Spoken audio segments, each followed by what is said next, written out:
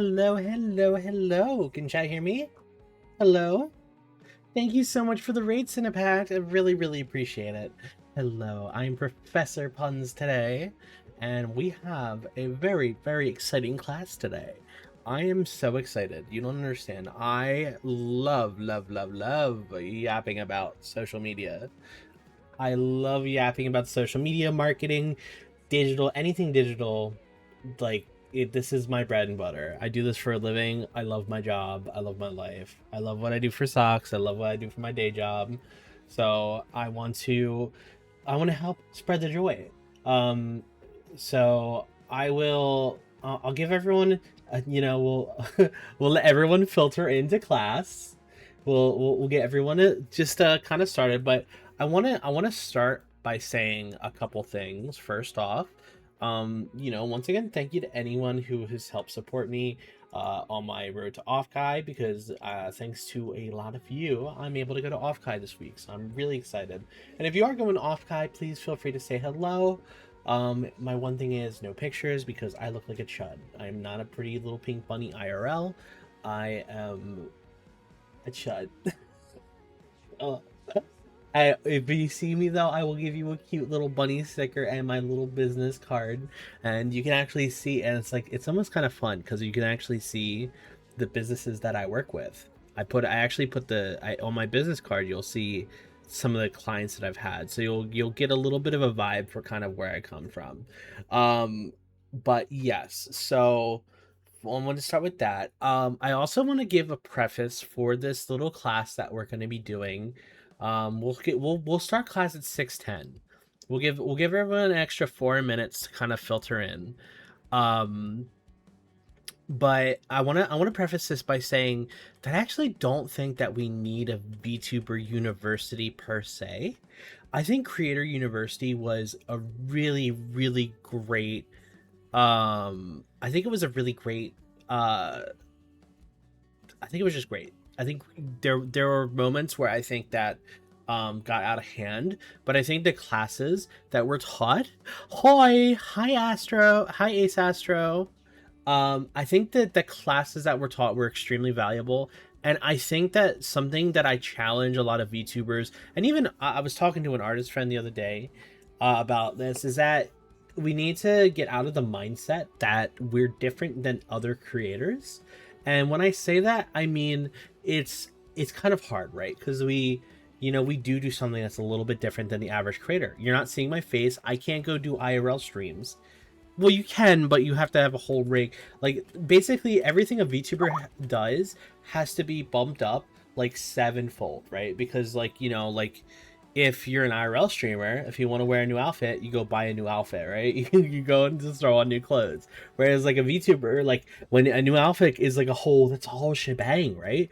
Literally, you could change your shirt and you have to have the whole, like the debut and all that stuff. So, like, I understand that there's some differences. However, the principles of content creation are the same across the board. And that's what we're going to learn today in my analytics course, is that while I'm coming at this with a broad brush of aiming towards VTubers and digital creators in that sense, these are principles that apply not only just to not just to VTubers, not just to creators, but these are some of the stuff that I talk to big brands about, right? Like, some of this stuff is I actually sit in you know what's it called? I talk to, like, actual, like, corporations and tell them, hey, this is why this is the way it is. And I'm not perfect. I'm not a genius. My golden rule that there are no rules in social media. There are people who will tell you that, like, certain things will always go viral. There are certain people who tell you that they have the secret sauce. There is no secret sauce. There's no secret sauce to social media. The only thing that always works is creating engaging content. And unfortunately, there's ways to create easy engaging content, and then there's ways to create like there's ways to create content that's engaging that's a little bit more difficult, you know. I need to turn off ads. I'm sorry. Oh, I'm sorry. I need that filter. Um Chat, if you could do me a favor, anytime an ad pops up, can you guys let me know? And I'll stop the lesson. I know that there's like, I know I have pre-rolls. I think I have pre-rolls on. Yes, anytime there's an ad, please let me know. I need to get the thing that lets me know when ads are rolling. Just let me know and I will stop. Now, but yes, okay. We're at 6:10. So that means it is time. Let me make sure that I have my all my little things set up. Okay, perfect. Okay, perfect. Yes, glasses. I literally threw these on last second. Actually, I learned. You know what's funny? It's something that you'll learn. Like I've learned is that like when I do things last minute. Hi, Kantan. Hi, Cinepack. Hi, Hot Cheeto Dust. By the way, and hi, Wrath. Also, thank you for the follow. Thank you for the follow, Ramia. I'm gonna try and stop and say thank you to the people who stop in too. Um, I am a baby streamer, and also thank you for the follow, Kantan. My big ass head is blocking the way. Also, guys, do you like my son? I couldn't get daycare today. Do you guys like my little child? Isn't he adorable? Don't you just love him? And thank you for the follow, As you can see, my big ass head is covering it. We still need to name him. Which, by the way, if you do exclamation point Discord, you can go to my Discord and suggest names for my little child, my little genderless hot dog bun. It's a hot dog bun. You see, get it? Because it's a hot dog bun. But shh, they're sleeping right now. Hopefully, they don't wake up. I don't want to wake them up. Um, let's go ahead and we'll go to the just chatting screen. Let's see if this works. Analytics 101. Okay. Oh wow, I forgot to put a filter on this. That's okay. The filter's fine. Analytics 101. Let me. Oh, a second. This one got my eye. There we go. Congrats on the glizzy. Thank you so much, Nyx. Okay, so let's go ahead and start. Because I think what's really important is that sometimes you need to know who the information is coming from. So who am I? Let me go ahead and move myself a little bit so I don't cover up all the text. Who am I? My name is Puns and Buns. I'm a senior brand manager with 10 years of experience. I am currently working for a marketing agency with a specialty focus on online culture, competitive gaming, and creators, and game publishing. I've worked with many large brands, publishers, and even movies on activations that go beyond digital, but my day-to-day job is primarily focused on managing social accounts for major video game publishers. So on my day-to-day, I work for video game publishers doing everything from managing their socials. Hi, Roclu. Nice to see you here. And also Stray Slinger, thank you for stopping in. So my day to day, I work with gaming brands, as well as when you work in a marketing agency. For those of you who don't know what a marketing agency is, it's a lot different. So obviously, a lot of you know me from Sock's agency, which is the VTuber agency where we have creators. A marketing agency, our job is that there'll be companies like gaming studios, sometimes movies. Sometimes they have a large budget for marketing, but they don't have they don't have the time to hire in someone who is dedicated specific to a project. So for instance, like a movie is only going to have a certain amount of time before that movie is over. So they want to hire an agency to market that movie so that they don't have to hire somebody, go through the process of onboarding, give them full time, and then offboarding. So they go to agencies because they already have teams dedicated and ready to go to basically be like almost like mercenaries. We're almost like we're almost like a little army. We're an army of marketers that you send us off on projects, and sometimes companies will put us on retainer and will almost act as if we're the internal team, or we'll support the team, and our job is to do our best to help supplement and work with their strats and work with their marketing teams to execute on what we need to do.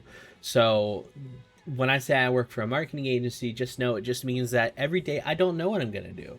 I might get pulled in to do an RFP for something entirely new and fun, which for those who don't know, that's a request for proposal. So like I've worked on some really fun projects that have never come to see the light of day. And I've done some things for brands that don't, I've done like, hours of work, and that just doesn't come to do anything. But anyway, all I was to say is that this information that you're learning in here is a lot of the principles and the what I use on a day-to-day basis when I work with clients, and is also how I measure myself. So let's go ahead and I create a glossary. These are, when it comes to analytics, these are going to be some of the key terms that you see and you learn, right? We'll start with impressions. Impressions is how many times your content could have been viewed. Engagement is how many times your post was interacted with in some way. Views is how many times a platform believes the user observed your content. Click-through rate, which is CTR, is the percentage of time someone who's viewed your content clicked through the link. And then the reach is how many people your content was presented to. Hi, Fable. Hello, my lovely. So I know this kind of like it's both feels self-explanatory, but also seems conflicting. Like, wait, is impressions just views? Is views just reach? So I wanted to create a little like diagram, right? So sorry for the flashbang. But imagine we're in a supermarket, right? And there's a TV with a QR code, and it's almost like this is like a meet and greet, right? So we have 5 individuals here. 3 of them are sitting here actively watching the stream. 1 of them is scanning the QR code. It looks like John here has actually followed the streamer. This person's not actually watching. And then this person has come and gone 5 times. So with this information, we can actually learn a lot about this stream right here. So here is the information that we've learned. The reach is 5 because we know that it's reached 5 individuals. Even though this person has been here 5 times, if let's say that like they're wearing a badge and we can say like, okay, we know that this person has been here 5 times, but they're not the same person.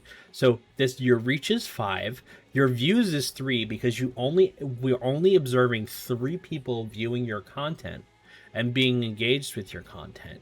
Your impressions is 9 because that's how many times your content could have been viewed, which is you have 4 here, and this individual has come by and left 5 times.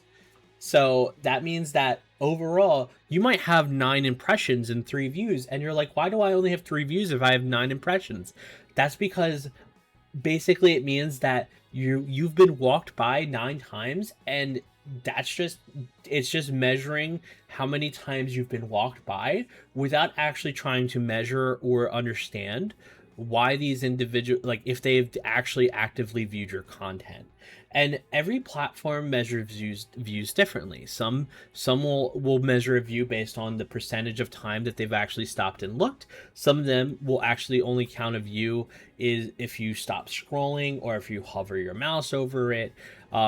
You have to go platform to platform, and it always changes. So I wouldn't think about views too much, but I would say that your views is more accurate than your impressions, but your impressions seems like a much more impressive number. And then finally, your engagement is 2, which is you have someone scanning the QR code, so that's an engagement. And then John followed. So John followed all the streamers, so that's 2 engagements on this stream. So that's when you have engagement, you'll always notice that like your engagement is much lower than your impressions. That's because an engagement is much more valuable than an impression.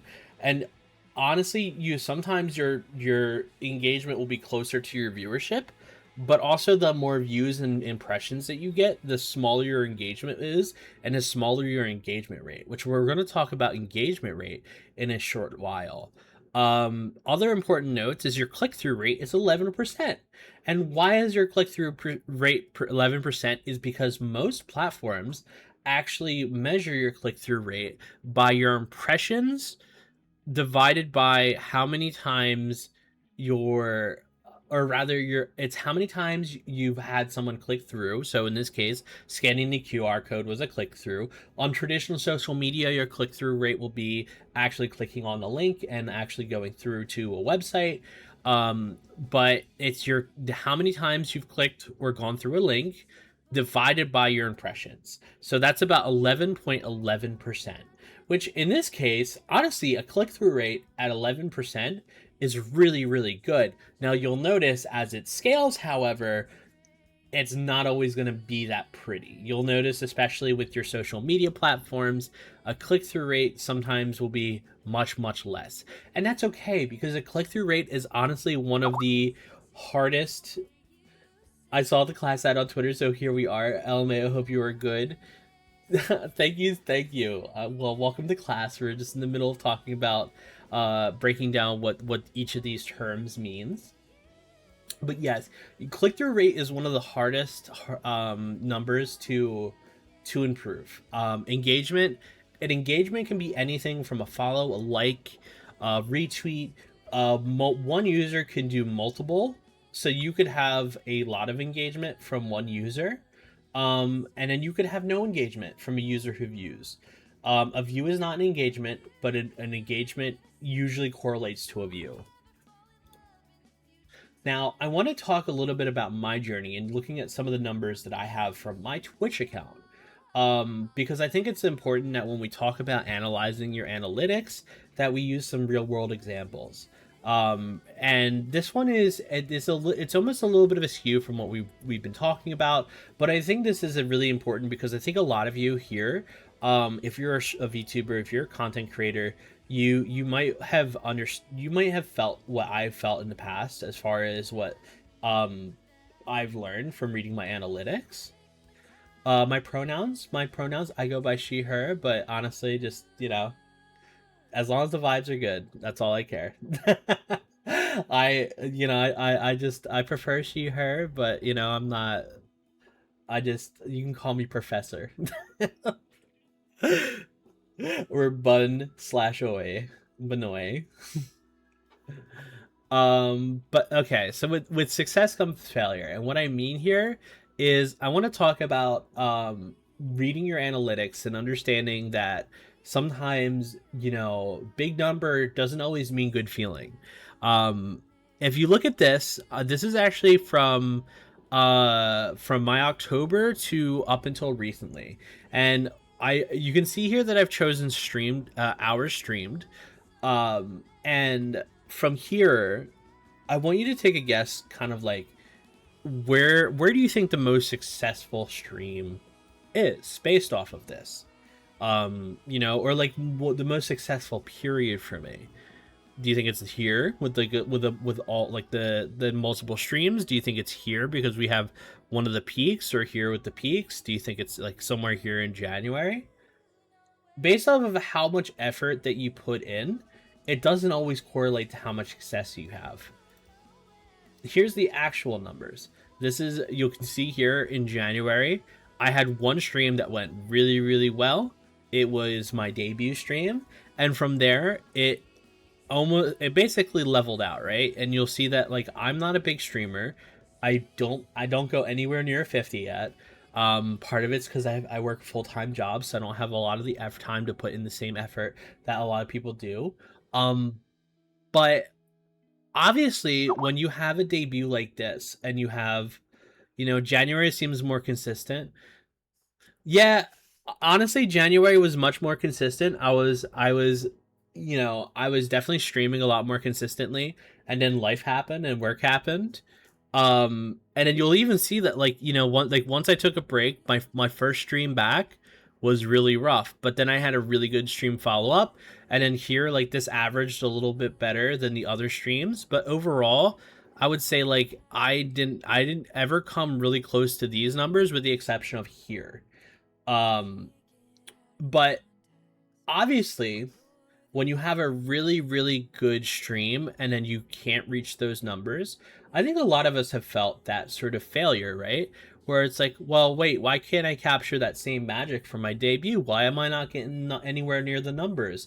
Why, like I thought that people it would carry over. And this is actually something, if you go and watch Streamer University, Ludwig talks about this a little bit too. Um, a lot of the Streamer University people, they only gain 4 average followers after Streamer University because the event is over. The big moment is over. Um, Now, what's important about this is not to just, kind of like pack up your bag and go home and be like, well, it's not, it's over. For one, we don't always stream just to be successful, right? We stream for a plethora of reasons. Some of us, it's a full-time job. Some of us, it's a hobby. I stream because it's fun and it's something I enjoy to do. I wouldn't be standing here talking about analytics if I didn't love talking about marketing and analytics, right? So the only true failure is not learning from failure. And I think what's important is taking the lessons that you learn from those moments and then applying it and improving from that. So the lessons that I learned is that big moments like debuts only bring a percentage of extra viewership over time. Community retention is a skill separate from marketing, which we can talk about that. I want to, like, one day I do want to bring on like a community, someone who has a really good community, and talk to them about community retention, because I will openly tell you that as a marketer, one of my weakest skills is community retention, because while I'm really good at captivating an audience and like, kind of going really broad and getting a lot of people to look at something, what I am not really good at is keeping that audience engaged over a long period of time. It's one thing to be able to be the person on the corner who can shout with the microphone. It's another to have people consistently come back time and time and time again. And I think that a lot of people mistake popularity for being, having a consistent community. It's one of the reasons why you'll see someone maybe with 20 to 30,000 followers on Twitter and it doesn't carry over to Twitch, or like they don't have a Discord and they don't, they're not actively building a community. I'm very blessed that the community that I do have is, even though we're small, we are fun and I do my best to help support, but I know for a fact I could be giving more to my community. It's just a matter of trying to balance that with a personal life, with work. And I think a lot of y'all would feel that too. It is a balancing act between trying to retain the viewers that you gain, as well as reach out and get new viewers. And then finally, no one is always in the spotlight, but you need to own the moment when you are. Like, going back to Streamer University, everyone looks at the people who are clip farming and going, wow, like, they're clip farming, they're doing this, they're doing that. And like, I think some of them were going about the wrong way. But if you look at some of the other individuals, like, I think Ludwig's a great example. Like, he is a master of his craft. There's a reason why he got Professor of the Year. There's a reason why, like, everyone's talking about what he did. He did his classes. He did a really good job. He reached the online community. He got his own content. Everyone, like, he kind of got to be the hero. But he also, like, he had clip farmable moments. He did his little underground blackjack. He did it in a way that was sustainable and really, like, was not overexerting. And I really, really, really recommend going and watching his first class, because he has a really great breakdown of like how like he breaks down his day. And I think that, like, learning from like what your abilities are to, maintain both being in the spotlight and then also those moments when you're outside the spotlight, is important, because when you're not in the spotlight, honestly, that's when you should be doing the work.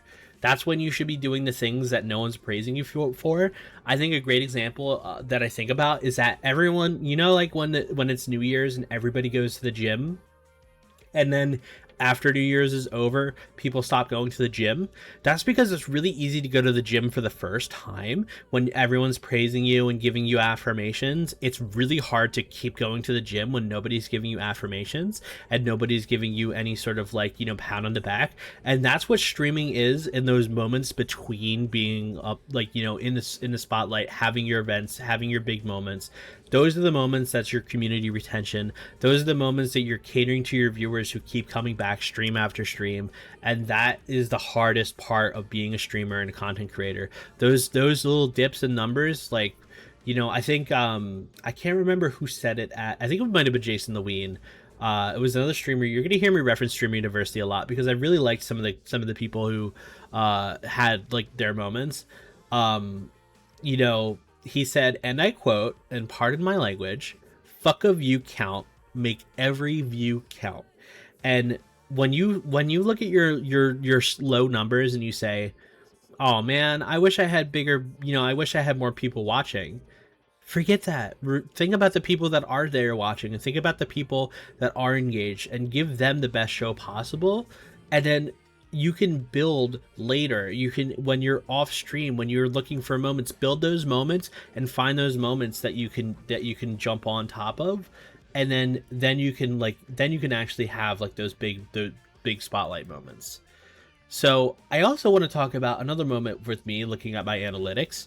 One person's failure is another person's success. I want to compare from before I was a VTuber, I was your average Joe just streaming Valorant and CSGO, and I would just pop on stream. I didn't advertise myself. I might have tweeted out, "Hey, I'm live," maybe once or twice, but like you'll notice this is this is about like 8 years. This is 8 years of streaming. And for one, like my peak never reached anywhere near 30, right? If anything, I averaged about 2.7. I was not an engaging streamer. I didn't put any effort. And this is where I kind of want to talk about is that, like the difference between putting in an effort and the difference between not putting an effort is night and day. 230 hours of streaming over the last year, over the last this is the course of a year compared to 8 years. And this is where I want to talk about like if you find yourself stuck in a rut, if you're finding yourself like, I don't know how to break free, I don't know how to do something different, I don't know why I'm not getting viewership. This was the moment when I realized that I wanted to actually put an effort into being a streamer. And you'll notice that I started streaming around October, and I think that's when I got like my first PNG, or my first my pajama model. And I think from there, that's when I really kind of fell in love with streaming, and I started to emulate some of the people that I really liked, and the people I liked. This was just me just shooting in the dark with zero effort. Also, 0 subscriptions in 8 years. Like I don't care about sub counts really that much. Like for me, it's like I have a full-time job. It's not about trying to get a sub count, but like this over the course of 8 years is kind of sad. For this to me, and I'm roasting myself, and I know there's people out there that like have had moments like that, but I think it's important to really network and grow and support each other, because also a part of these numbers is a lot of networking and a lot of support from other streamers. I would be nowhere if it wasn't for the people that have rated me, who have given me support, who've educated me, who've done a lot of things to help me grow. I think it's a blessing to foster a small community first, helps build skills, and just help you they're going to make their most loyalist members your community. No, exactly. That's why that's why I love that quote so much. Like, fuck a view count, make every view count. Because I don't care if I have 20, 30, 40, 50 viewers. I care if I have 3 or 4 people who just come to my streams and they have a good time. And that scales, because if you have a core audience of 2 to 3 people that really care, eventually there'll be 5 people who really care, and maybe 10 to 15 people who are just kind of coming in and out. You know what I mean? It's like the TV on the side of the street. The more people that pile up there, the better. Right? You'll have the people who are standing there and engaged, and you'll have a massive core audience. You're building the foundations of your stream. So that's why I wanted to show these numbers, to show that sometimes you can get a story from big numbers, and then sometimes you need to actually analyze your day-to-day numbers. And we'll talk about when you should be evaluating your content and looking at your numbers too, because I think in mental health, for your mental health, you shouldn't be looking at your numbers every single week. But it depends. Well, it depends because I report to my clients every single week. But it's, when you're working professionally, it's not about your mental health. It's about keeping your job. um, so let's talk about understanding analytics. So this is actually something that I used for work, that I've reapplied to. Um, this is I basically applied this to content creators.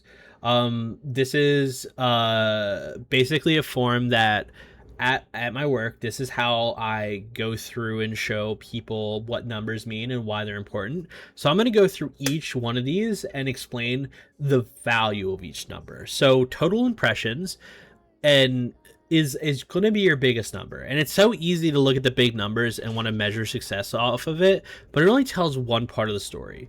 Impressions are a great way to make sure your content's actually being seen before diagnosing anything else. Total engagement is any action that your users take on your post, like commenting, retweeting, etc. High engagement equals successful campaigning. You want to have high engagement because that is how you get people to actually do things like convert to, you know, clicking sponsor links, actually engaging with, like that's what sponsors want to see. Average impression is just an average look of the people who are getting your content on feed per post. It's not the best metric to look at, but I include it as a baseline. Average engagement is essentially the average number of users who per post that you'll have engaged. It's a more accurate representation of who the actual people that interact with you on a day-to-day basis are, so you can scale your campaigns appropriately. So like if you have an average engagement of like 300, so like you can assume that there's 300 people per week who are engaging with your content. But the most important number of all, and I tell everybody this, is your average engagement rate. When I report to clients, this is the heaviest number I weigh success against. It's essentially the health of your account. How people are engaging after they see your post. So, your engagement rate is the content's presented to somebody. Did they click on it? Did they like it? Did they comment? Did they retweet it? Etc. etc. Your engagement rate is going to be one of the things that you're measured against when it comes to sponsors a lot. Now, I want to pause there because there are sponsors who care more about impressions and views. They'll be like, what's your viewership? There's also there's some will measure against CPM, which is I need to look up that acronym. I can't remember off the top of my head CPM, but that's like the new. Actually, let me just look it up real quick. CPM.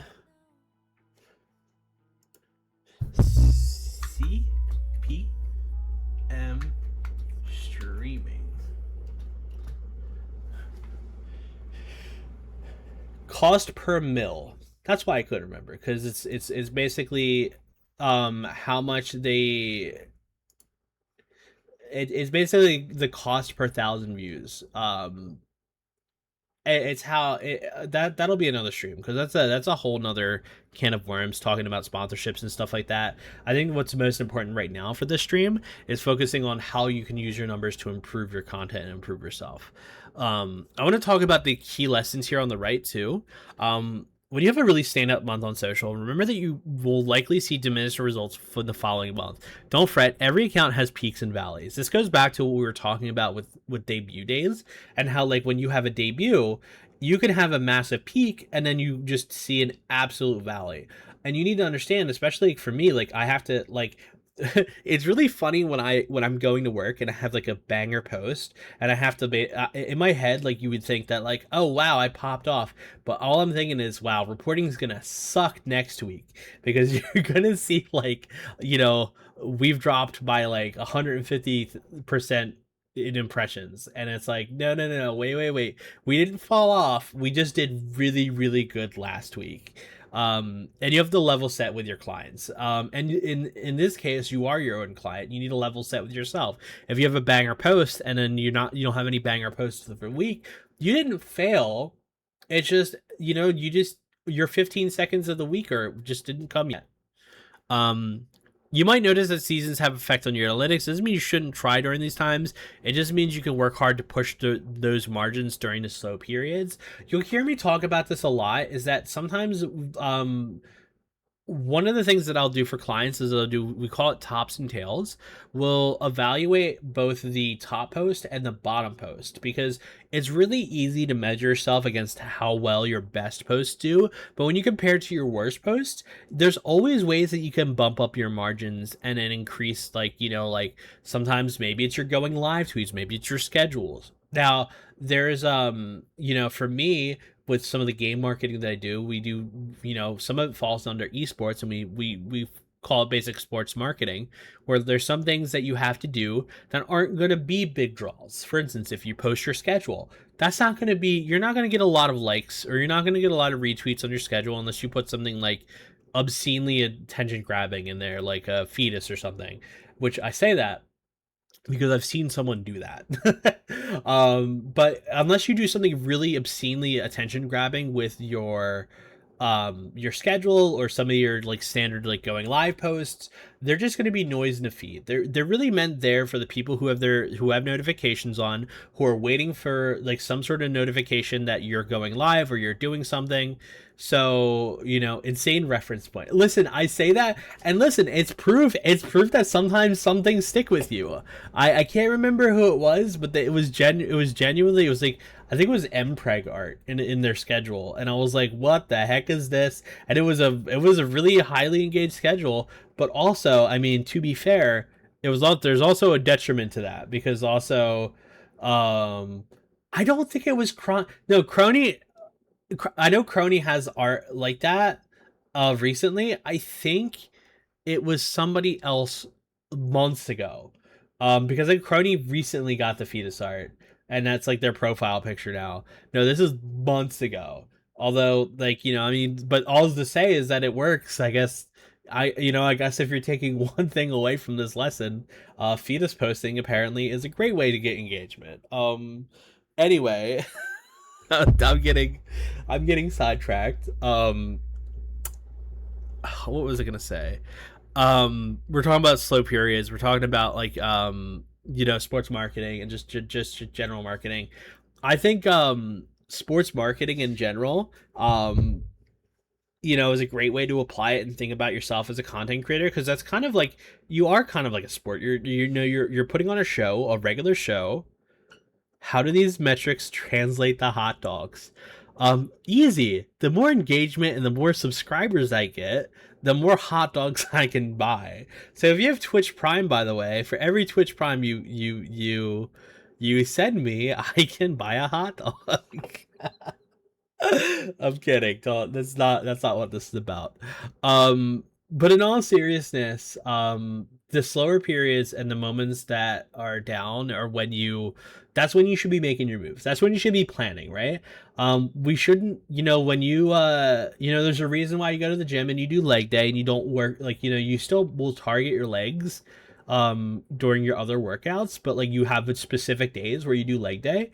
When you're in a slow period, like, when we're going into summer, when it's con season and everybody's going out and people are just not watching streams as much, that's when you should be doing your things, like sitting there and like, really working on like doing big events during those times when you have your higher viewership, right? When you know that your viewers are going to be engaged. So taking that time to focus in on your work and doing deep work versus like trying to always be grabbing attention. Oh my god, wait, I wish I had put in here.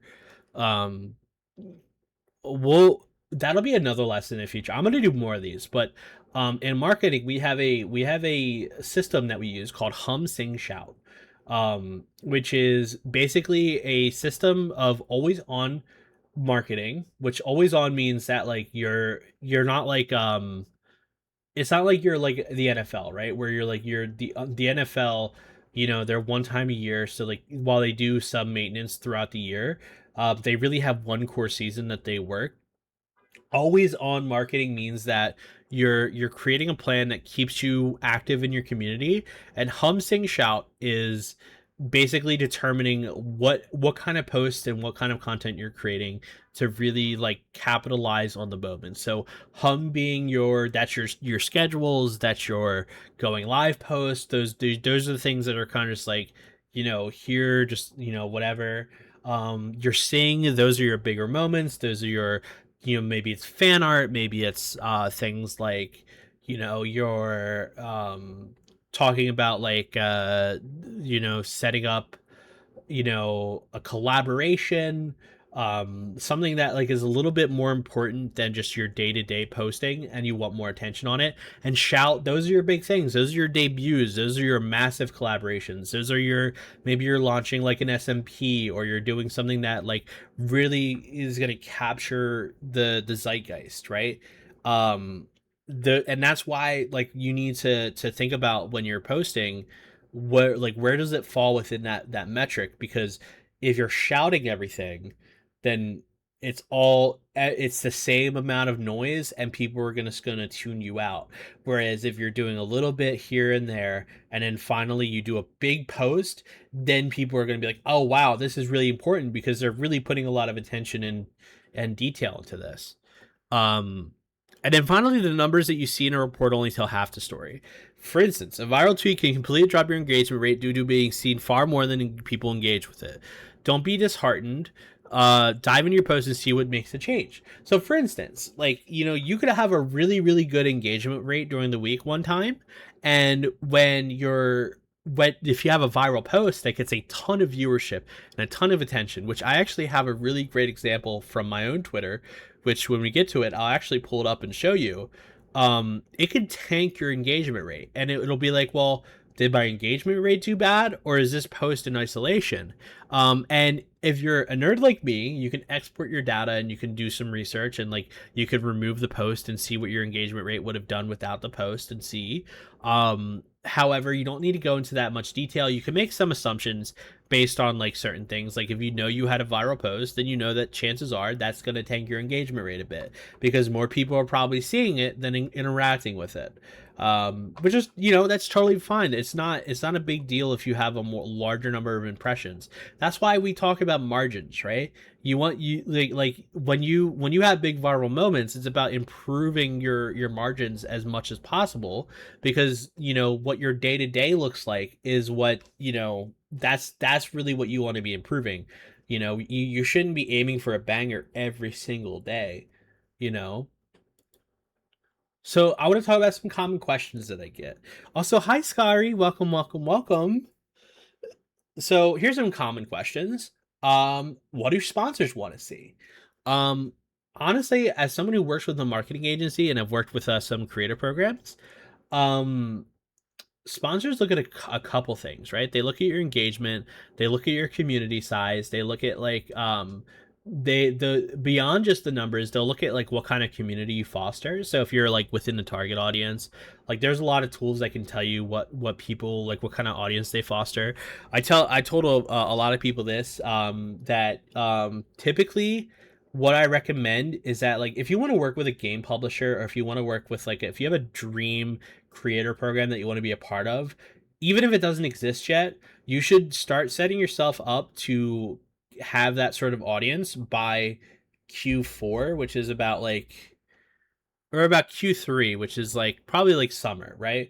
Like, so like you should be spending your spring and a little bit of your summer into building an audience targeted towards the audience that you towards the creator program that you want to have. So like, let's like pick a publisher. Like let's say you want to join the Capcom program, right? You should be building an audience that like is interested in Capcom games, and you should be like engaging in that sort of audience before they even launch a program, because usually it's in Q3 when budgets get approved, when things are launched. Sometimes earlier in Q2 as well. But overall, like you want to focus on like building the audience, because it's not always just about the numbers. But the numbers they do want to see are the engagement rate. They want to see how much viewership you get. They want to see, like your average viewership, your concurrent viewers, as well as your social media. There is a tier, like a hierarchy to what social media platforms matter most. I'm gonna give you a secret. This is a huge secret that a lot of people don't know. Instagram matters far more than a lot of people measure. I think YouTube and Instagram are the two that get slept on a lot by the VTubing community. Um, and if you build a strong Instagram and YouTube audience, that is going to be one of the things that helps get you a lot of sponsors. It's I promise you, it's something that I've seen with sponsors. It's something I've seen with clients. Instagram and YouTube, even though those are typically not places where you see VTubers, it's where you see content creators. And that's where I want to go back to what I was talking about with Streamer University.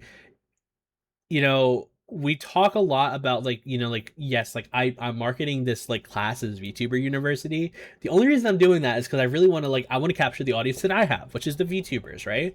But I still think that you should be looking at regular content creators to seeing what they're doing to get success, and you should be using their platforms with intention. So I would recommend, if you don't have an Instagram now, you should start posting reels, start engaging, and even try and get on Facebook. I mean, you can post your reels to Facebook. People are mean, but you can always post and forget. Now, I personally believe you should post on platforms with intention and be engaged on those platforms. However, Facebook is one of those ones where I'm just like, you can just publish on Facebook and just call it a day.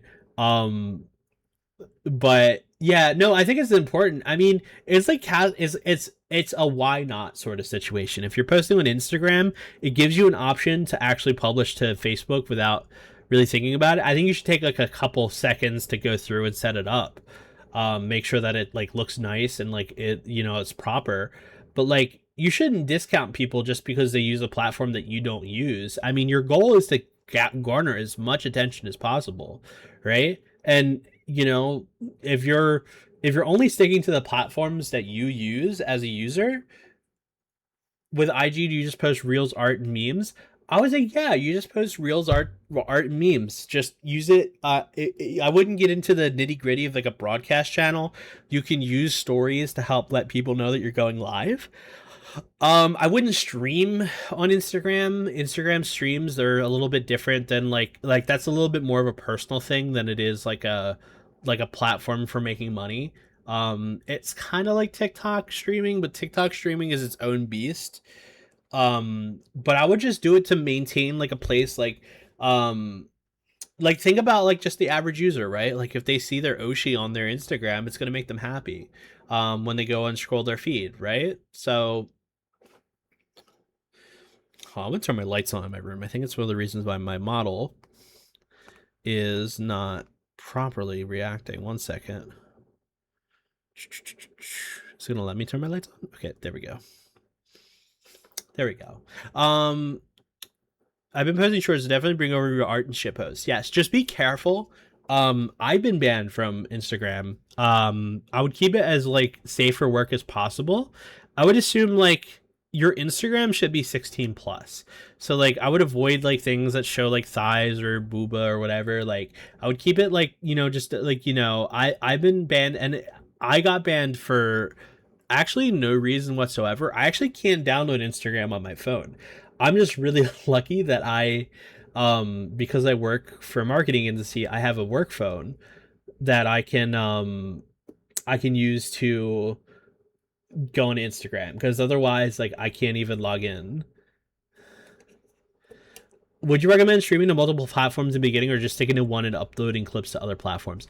I would focus on one at first, and like publishing content to the other platforms. If you want to stream like YouTube and Twitch, I think that's fine. Um, just know that like you will never grow on a platform that you're not actively engaging with. It's something that I see with people who dual stream to TikTok a lot. I am a heavy TikTok live user. I am someone who scrolls TikTok lives a lot. I engage. I probably give gifts anywhere from like $20 to $30 of like little gifts, because like it's like the economy on there is much cheaper. There's not a whole lot of VTubers who are super active on there that actually like engage with their audience. Most of the VTubers who have bigger audiences are actually from East Asia on TikTok. Um, but you lose on TikTok. People have such a short attention span. You need to grab their attention the second they join your chat, or they're gone. Whereas Twitch, you get a little bit of a leeway. People will give you a little bit of time. YouTube's the same way. I would play with YouTube short, the vertical streams a lot too. Um, and this is kind of crazy, but I would look at Japanese VTubers a lot. One that I follow, her name is Momo. She's my Oshi. She's a pink bunny, and she's actually I would say she's about the same size as me. But she's more, she doesn't stream on Twitch. She streams solely on YouTube. And what I've noticed with her is she gains the most followers when she does the vertical YouTube streams, and then she has the most engagement during the like her, like she'll get like it's increased the engagement during her regular horizontal gaming streams. And what she'll do is, and like a lot of VTubers will do this, they'll do kind of like a just chatting or karaoke segment or something on their vertical live stream, and then they'll do a gaming session on their horizontal, like regular standard view stream. And like I think that's genius because a lot of VTubers already do. um yeah, let me go ahead and pull up her. She's like I said, she's my she is my Oshi.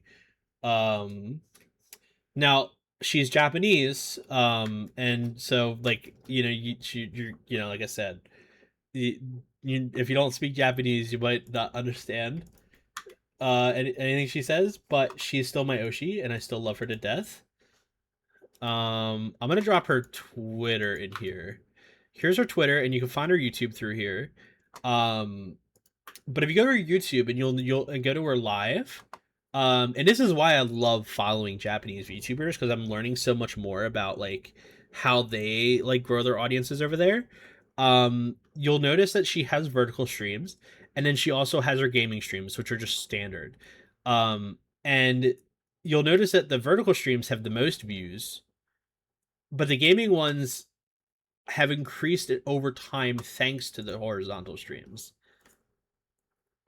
Hi, Nico Chef. I'm cooking here. Do you like my son, my child? Does vertical streams and horizontal streams appear on the same live tab? They do.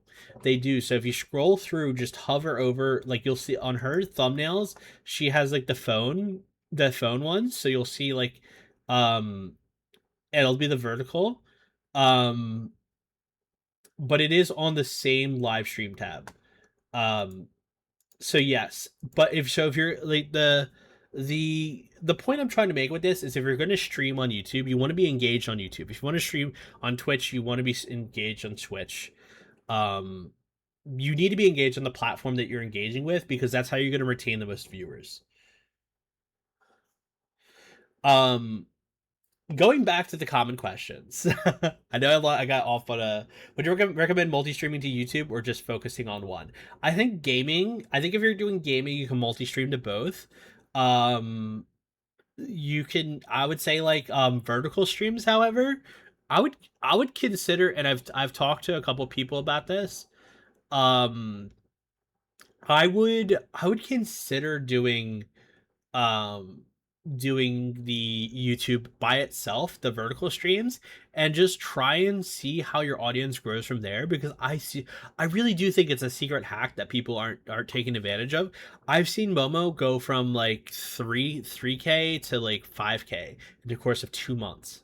And I think like getting 1,000 per month of subscribers crazy crazy growth on YouTube, because um there's like an economy of followers, and it goes like YouTube is like the most valuable, then it goes Instagram, and then goes well, it's like YouTube, Instagram, uh Twitter, TikTok at the bottom. TikTok is like, it's the easiest way to farm. Like you can get like a ton of followers on TikTok, and it doesn't correlate to anything, because followers on TikTok is purely a vanity number. Honestly, followers in general are a vanity number. Um, what's it called? But yes, but honestly, shorts and vertical content is like really good. I did something really stupid and started spamming content over on YouTube, posting 7 shorts every single day. Got like 10K in a month. Yes, I mean quantity is really good. I'm gonna tell you. Okay, um, I since I do like gaming publishing marketing. Specifically, I work a lot with like an esports publisher. Um, one of the myths that I want to smash is there's a limit to how many shorts you can post in a day. There are people who will say like, "Oh, you can't like you'll cannibalize, you'll blah blah blah." If you shotgun content, some of it can break through. Um and also Nix, I see your question out there. I'm going to get to that in just a second just cuz I saw this one here first and then I'll go back up there. Um I post during a weekend anywhere from 5 to 10 TikToks a day. I'm not even kidding you. A day. And some people will say, well, two is too much. There's 100 video per day upload limit. Yeah, well, yeah. But like, I upload like I would say I publish about like 10 TikToks a day. During a game day. There are sports accounts and there's like festivals that'll upload even more, right? Um, so I want to dispel the rumor that the algorithm will harm you if you post too much because that's not the case. I will say on Twitter, posting less is more. Um, but on TikTok and YouTube, you will not get penalized for posting a lot of shorts on the same day. It is a myth. It is something that I think a lot of people and like the reason I wanted to dispel this is that it's extremely, extremely, extremely important to look at your numbers with as much honesty and as with as much criticism as possible. Because if you can't criticize the actual content and you immediately jump to, oh, it has to be the algorithm, it has to be this, you will never improve as a content creator if you only ever blame the algorithm or if you blame like outside factors. You need to be as critical as possible while understanding is a chance that some of your criticisms will, it you might there might be some outside factors. I am lucky that I have a colleague, I won't say her name because I don't dox, but she is a strategist at my marketing agency. I've known her for years and we just so happen to got to work with each other in the last 3 years. And I am so blessed to have her because she, even though that I know that the content I produce is good, she pushes me to be great. She pushes me to be excellent. And there is never a moment where there's something that we couldn't add or couldn't change or couldn't improve on our content. And that is the kind of mindset that you should be looking at your content with. And that's the kind of mindset that you should be analyzing your analytics with, right? And you should be looking at analytics with what can I be doing different or better? And if you don't know, ask somebody else. Ask someone who is going to be honest with you because there are friends that will not be honest with you. There are friends who will tell you, oh, no, I think it was great. It has to be the algorithm. You need to find people and you have to find other creatives in your circle who are willing to tell you the things that you might not want to hear or the things that are going to be hard. It is hard to go back to an editor and say, hey, can you change this? I don't think this is engaging. I don't think this works because a lot of editors, like they've been doing it for a while and they're not as used to getting feedback in that way. At work, when I work with editors, some things go through 3, 4, 5 iterations before it gets published. Some things get published instantly. And sometimes the things that you put the least amount of effort in is the stuff that really succeeds. I think what's really important is that when you're analyzing your content is that you're doing and you're analyzing your analytics, you're doing it as critically as possible without giving excuses to why something might not work. Um, Let me go over here. I used the wrong mouse to scroll. Do you think with a new Twitch update, if your PC can handle it, everyone should enable the vertical? Ask some of my mobile viewers, they weren't interested. Here is the thing about new platform stuff. There are people who will always be naysayers. There are people who will always say, I like the old way. But the fact of the matter is, the longer something exists there, the more someone might pop on and use it. If you can do it, I would recommend it. However, like it gives you an option to do horizontal or vertical, so there's no reason not to do it. It's just a matter of taking the time to set it up. If you can set it up, I would set it up. I like vertical streams. Like I said, I watch TikTok streamers. I am that like ADHD pill that I love watching TikTok streamers.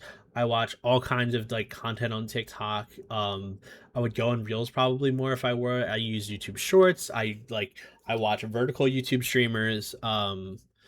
But yeah. So overall, um, I would I would consider it if you have the ability to. If not, it's not the end of the world. Um, so going through some of these common questions. What do I do with any of this information? Um, Stick it up your butt. I'm just kidding. Um, do you think it's worthwhile to post edited clips from Twitch, or do you think it's really only worthwhile to do pre-recorded story-style content? I think it's my hardest part. Is someone with not a lot of free time, it's finding the ability to do more outside of stream while also making quality shorts in mass quantities. Um, I think that it's a balancing act. I think that posting just clips can get a little daunting. I think that that is kind of like that's like your filler content. I do think doing story time and doing more like elegant content that like performs a little bit better is something that does perform better on the feeds. Um, and if you feel as if it's not you don't have the free time to do it, maybe maybe it's something that you might have to sacrifice some maybe you have to sacrifice some stream time, right? Maybe you have to have like another evaluation and go like, hey, maybe I should stream one day less a week so I can focus on my content so that I can grow in this way. Because the fact of the matter is we are always like we all have limited time. I have limited time. I work 5 days a week, sometimes six, and I get really tired at the end of the day. And sometimes I don't stream when I should. Sometimes I don't create content that when I should. And then also I have to work. I work with my stocks agency people, and I prioritize my girls. You kind of have to decide what's really important for you. And one of the things that I've seen actually some of the Streamer U students do, and some of the Streamer U people who've read like watch Streamer U go, um, they're saying they're actually going to cut back on streaming so they can focus on long form and YouTube content and doing some like proper shorts. So what I would do is I would just look at your time and see if there is like some time that you can maybe fill in a little bit of extra that like more premium content. um, but however, not every single person needs to do that. Like I think Queso has only ever grown off of like his Twitch clips. Or his I think he streamed on TikTok. It was TikTok live clips. Um, like, there isn't like really one cookie cutter way for anyone to succeed, but I feel like if you're finding that that content performs best and you don't have the time to do it, it's possible that you need to reprioritize if possible. And if not, then you can maybe focus on making more moments in your stream that are a little bit more like, maybe you can literally just have a story time in your stream and cut that down into something that you can post, right? It's all about making concessions. It's all about trying to squeeze the most out of the time that you have, because I think you're just like me. I think you have a 9 to 5 too. um like I think that like if you can try and find a way to make it happen in the stream, like you could literally just stop your chat and be like, chat, I'm doing a story time real quick, ignore me, and then literally just do your story time and then just go back to doing your stream. I think that would be really cute, and I think it'd be really fun for your chat. um and then like you can go back to doing your content. Like make it part of your system, right? Make it work for you. um but all to say is that like you should also just do whatever is comfortable, right? If you're finding that your Twitch clips are doing really well, keep doing it. On something, let's see, before I decided to cut back on the amount of shorts I upload from one day to do on the weekends, I'm still shooting for 4. It's giving me an opportunity to see what I really think is more entertaining, curate what I upload, and it gives me a bit more time to find creatives to fill up that space. I'm actually getting trimmed in with some of my VODs for my YouTube channel. Yeah, I mean, taking more time to like, it's almost like you're playing like a sim, right? Like you're playing like a management sim. You except you are the sim, right? You're the one who has to manage your time. So like you have to evaluate, and I do this. I'm going to use another work example, right? Like for work, like I've got 8 hours in a day, and as a marketing agency, my clients get actual, they have paid hours. There are hours that they pay for us to work, and we cannot go over those hours. So we need to make sacrifices when we're making, for like, hey, like we don't have the resources to do that. Do you want us to hire somebody else to do that? Do you want to add to that budget? Like, do you want to like touch and like, increase the budget so that we can do more? Because at work, like we often have to make concessions and understand why, we, like as an agent, as a marketing agency, what matters most to us at the moment. Also, thank you so much for the follow, Sunwa. um it's not just a creator problem. It's just it's an everyone problem, right? Sometimes we have really awesome ideas that we're limited by graphic design, video editing. We're limited by all sorts of different things. um Sorry, I love my old Skype noise. But we are limited by a plethora of different outside factors, and it's something that even the top marketing agencies have to decide what they want to leverage on. Because at the end of the day, like we only have so much time in a day. Um, so it's really about reprioritizing and really like setting up. It might help to make a calendar and see like where everything fits in on a day to day.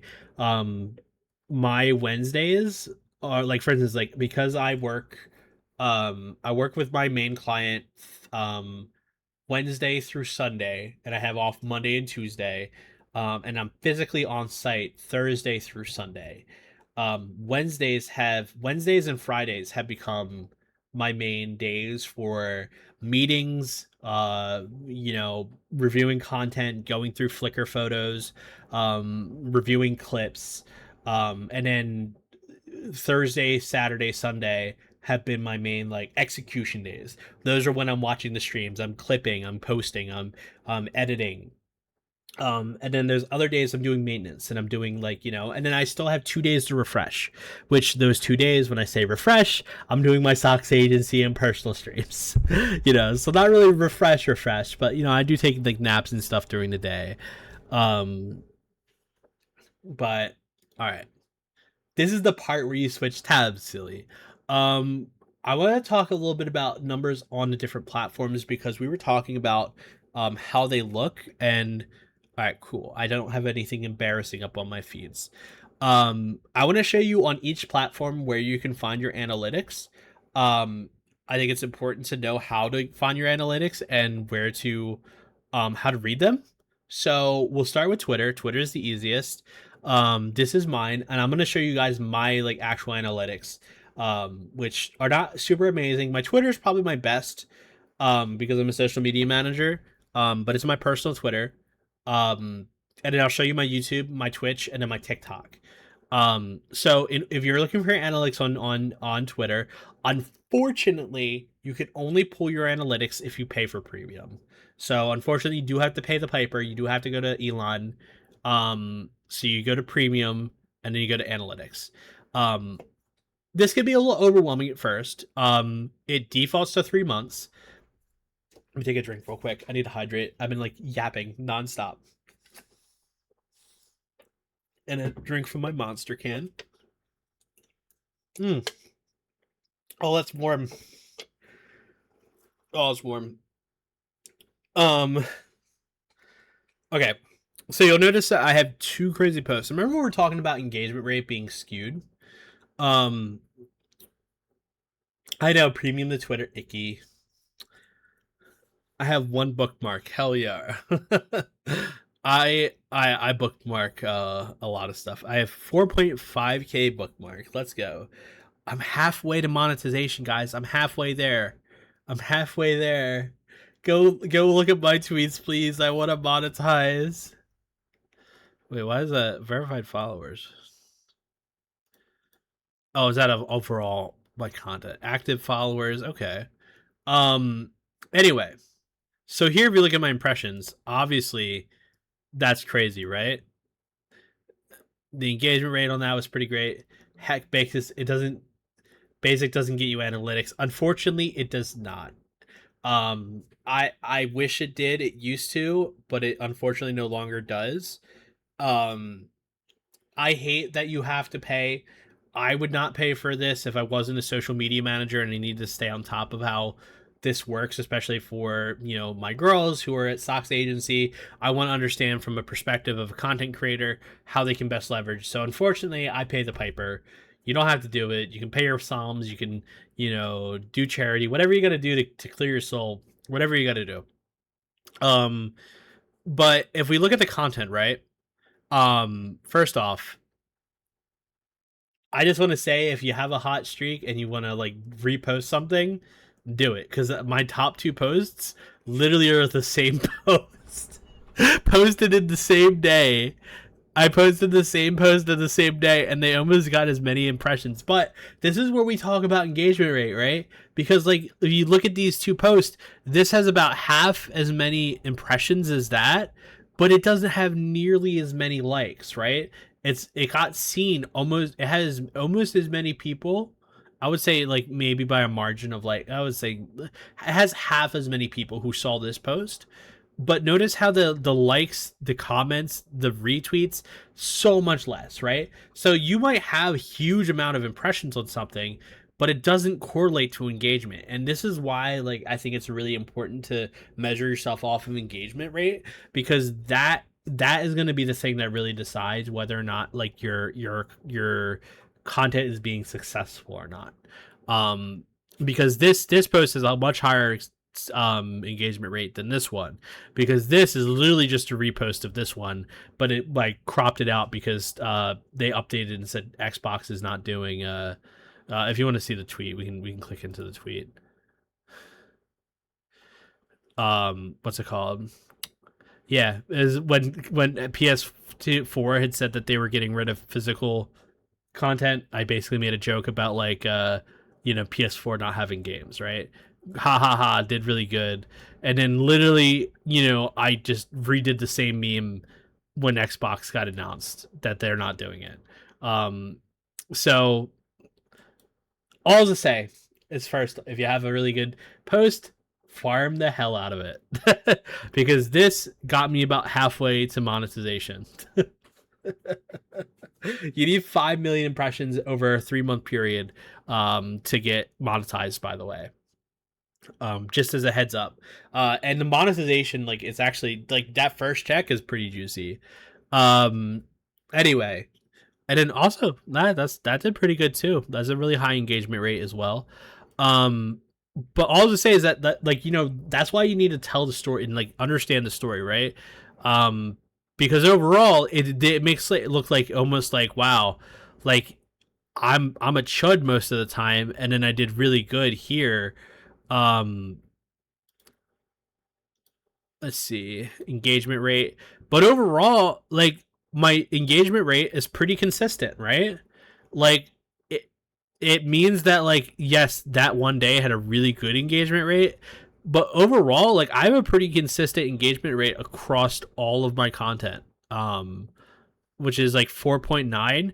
I would say near 5% is where you want to be. Some people have higher, some people have lower.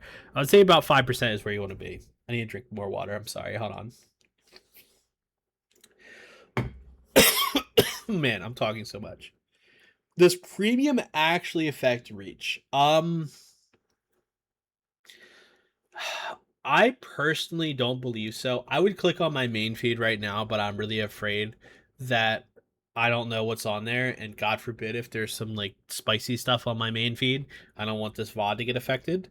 Um, but I will say that there's posts from accounts that aren't premium that do go viral. So here's what I'll say. I say fuck the algorithm. I hate people. I don't hate people. I hate the argument that some people have where it's like, oh, I'm not successful because of the algorithm. I'm not successful because the algorithm uh doesn't want me to succeed, or like my posts get eaten up, or I'm shadow banned. The fact of the matter is, engaging content will always be engaging, and it will always engage. Now, what does that mean? It means that your content will always grow. You basically, like, if a content's good, it's gonna get attention. Sometimes you just need the right people to put it into the zeitgeist. Which I'm going to say something that you may have seen on Twitter. I said it first because I stole it from someone else first. I've been saying this since I've been saying this since the day I've started. Like, I would say, but for like the last 3 or 4 years, I've been saying this. Your network is your net worth. The like you're the number of followers that you have is not the most important number. It's the quality of the followers that you have.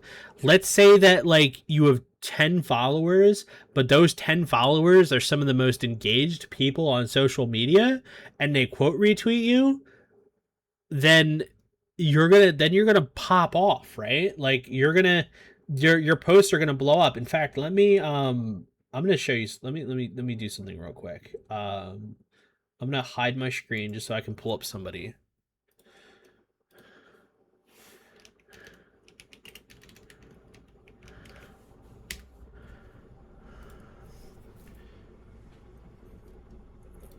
Um,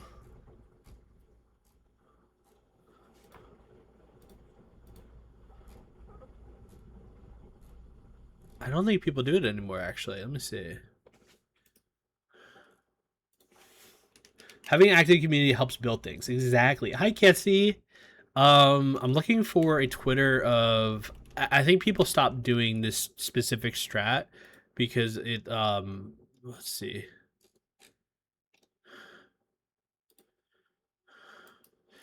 I guess yeah. Let me see.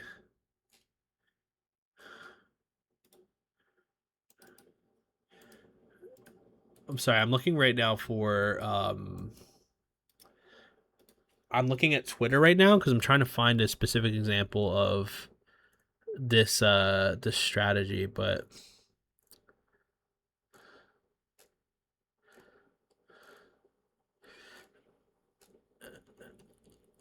yeah, it doesn't look like anybody does it anymore. I think they nerfed this. Um, but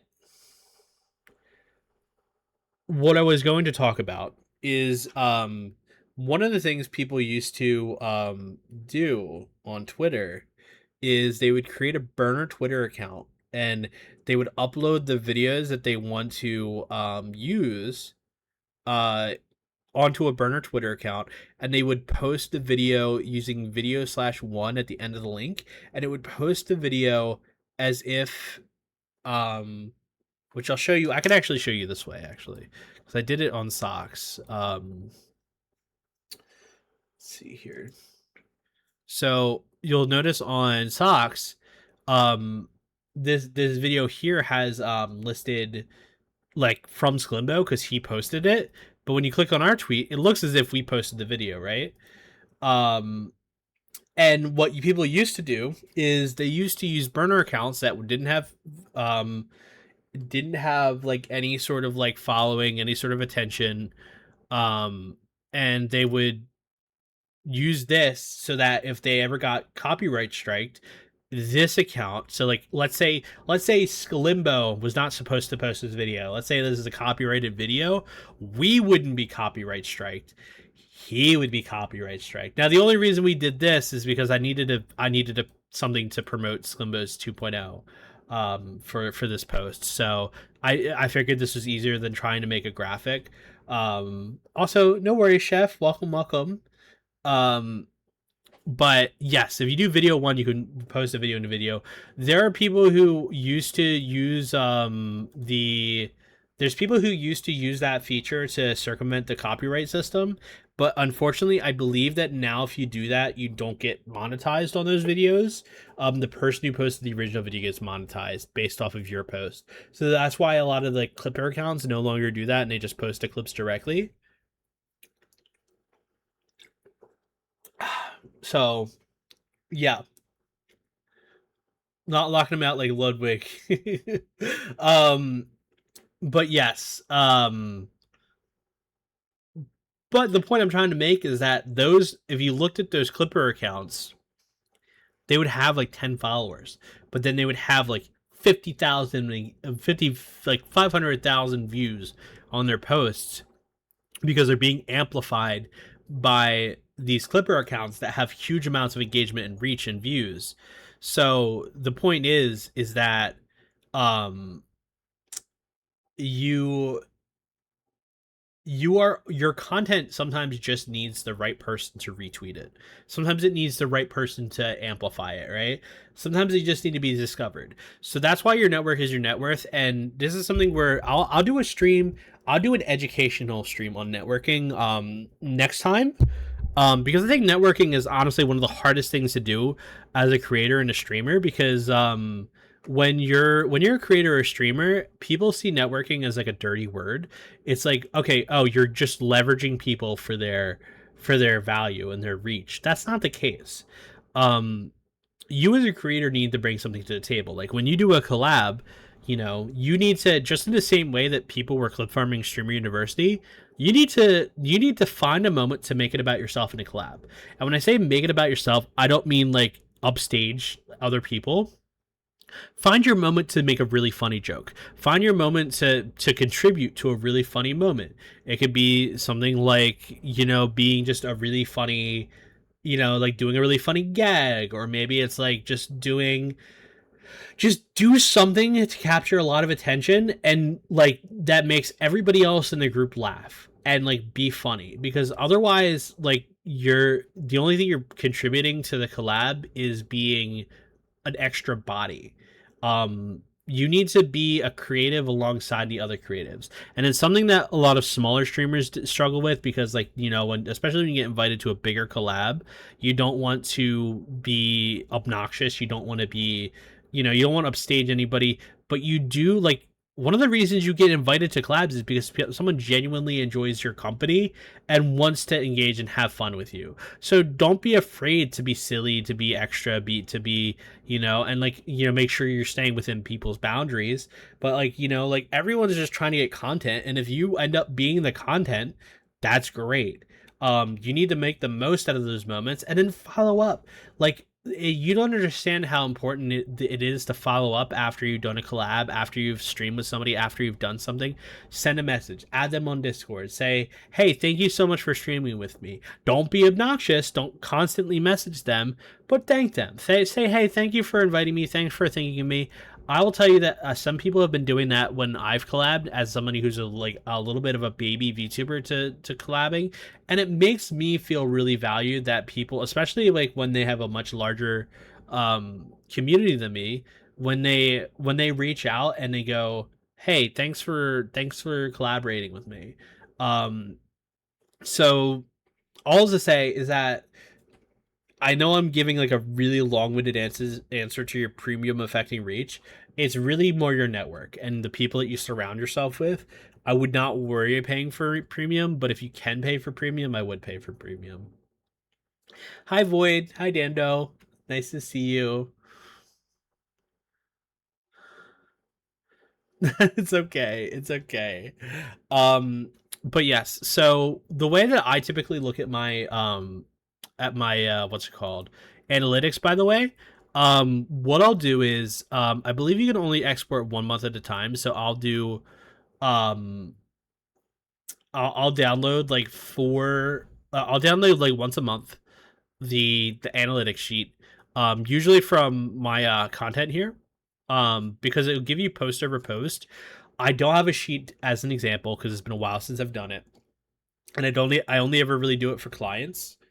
Um, but if you download all of your posts and you get the spreadsheet, you can do things and sort, like, you can remove data, you can get summaries, you can do engagement rates, you can like get a little bit of a better idea on what the numbers mean and like what specifically is doing well. And then also, you, more importantly, if we I wonder if we can do, okay, we can do our lowest, the lower numbers too, and see what does the worst on my account, right? So like looking at the worst post on my account, classes in session, literally just because this I just posted this, so this is gonna have lower impressions because it just went up.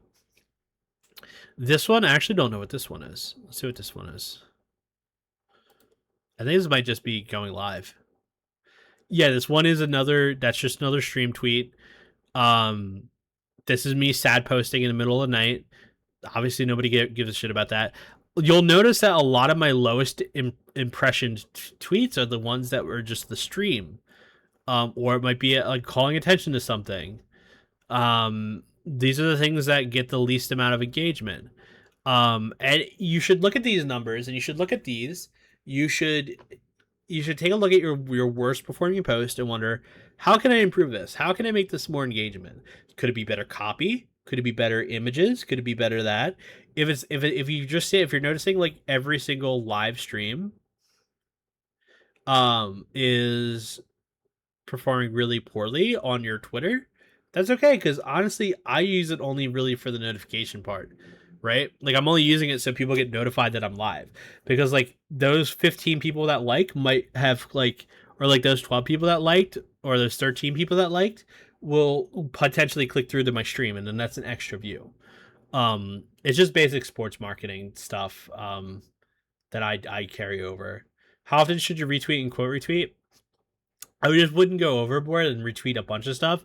Now on your phone, your retweets are on a separate tab, but I would say like you can probably retweet like 4 or 5 times a day. That's pretty healthy. Because if you only ever retweet stuff, you're kicking, like you only get like a very like you only get like a short amount of time where you're potentially on the feed, right? And if it's only ever retweets, then people are going to engage with you less, and then you're going to bump down in prioritization of how often you're getting shared. Any advice you have for realizing declining metrics but be entirely clueless as to why? For example, when I started posting shorts on Twitter, it did really, really good. One day, just kind of hit a wall, and very few get a fraction of what they did before. Also, can you reply too much on Twitter? Um, I guess you can reply too much on Twitter. I think that if you overdo it, it does potentially bump you down in how often you're being seen. I think there are people who reply to a lot of people and they get seen a lot. I would say like you could probably reply like anywhere from 10 to 20 times a day. I think you really, really have to go overboard in order to reply too many times on Twitter. Um, Har, if you want, I can take a look with you at like try and like take a look at your analytics like month over month to see what might be happening. It's possible there might be something with the content that's changing up. It's kind of hard to diagnose in a bubble of like knowing why without like looking at like the actual like maybe like the numbers, maybe looking at like what some of the numbers of the posts around it are doing, what the content itself is looking. So if you want, like hit me up after the stream today, and you and I'm if you're comfortable, I'm happy to hop on like a call and maybe go through some of your numbers with you and like see if we can diagnose that, because that stuff like that does require like a little bit more on it does require to a little bit more of a like a magnifying glass to understand, because it could be any number of reasons. It could be your audience changing interest. It could be the algorithm. But I always try to look at everything, and I was saying this earlier, I try to look at everything but the algorithm first, right? Because the second we kind of throw our hands up, we blame an outside force, the second we lose our ability to potentially change and improve. um so just if you want, you can hit me up after this and shoot me a message on Discord or Twitter, and I would be really happy to help you. Don't be the bad about taking, like, you're not taking up my time. I'm a huge nerd. I love diagnosing stuff like this. It's just a matter of just like I love helping people. So it's all about how comfortable you are. So don't feel like you're taking up my time. I just the whole reason I'm doing this whole like little like analytics 101 is to help educate and teach. So I just want to make sure that everybody feels empowered to do things. And also, like, it's the same thing. Your network is your net worth. So, you know, me helping you out, that to me is like, awesome, because I would love to learn from you, because I think you have a really awesome community, and I think you're really great at community retention, and I would love to learn some more about you for like things that you do for your community. So like, it's not just a one-sided thing. I'm gonna have questions for you too. Don't worry. Get that notebook ready. um I'm curious on declining analytics as well. I've done YouTubing, but I found Windows have been inconsistent, and consistency is difficult. Consistency, oh my god, consistency is like the hardest thing about being a content creator, right? It's like, trying to publish on a consistent schedule is like, it's literally, and going back to the gym analogy, you're gonna hear me say the gym. I have a lot of the same analogies, but it's just because they work so well. It's so easy to go to the gym the first time. It's so easy to do that first post. It is so hard. It is so hard to keep going to the gym. It's so hard to do it when like nobody's looking, when nobody's patting you on the back, nobody's like saying like, like, wow, you're so good. It's when it's that getting up at 4 a.m., driving to the gym when nobody's looking, and just doing it just for the sake, because it's the best thing for you. And that's the same thing about posting consistently, right?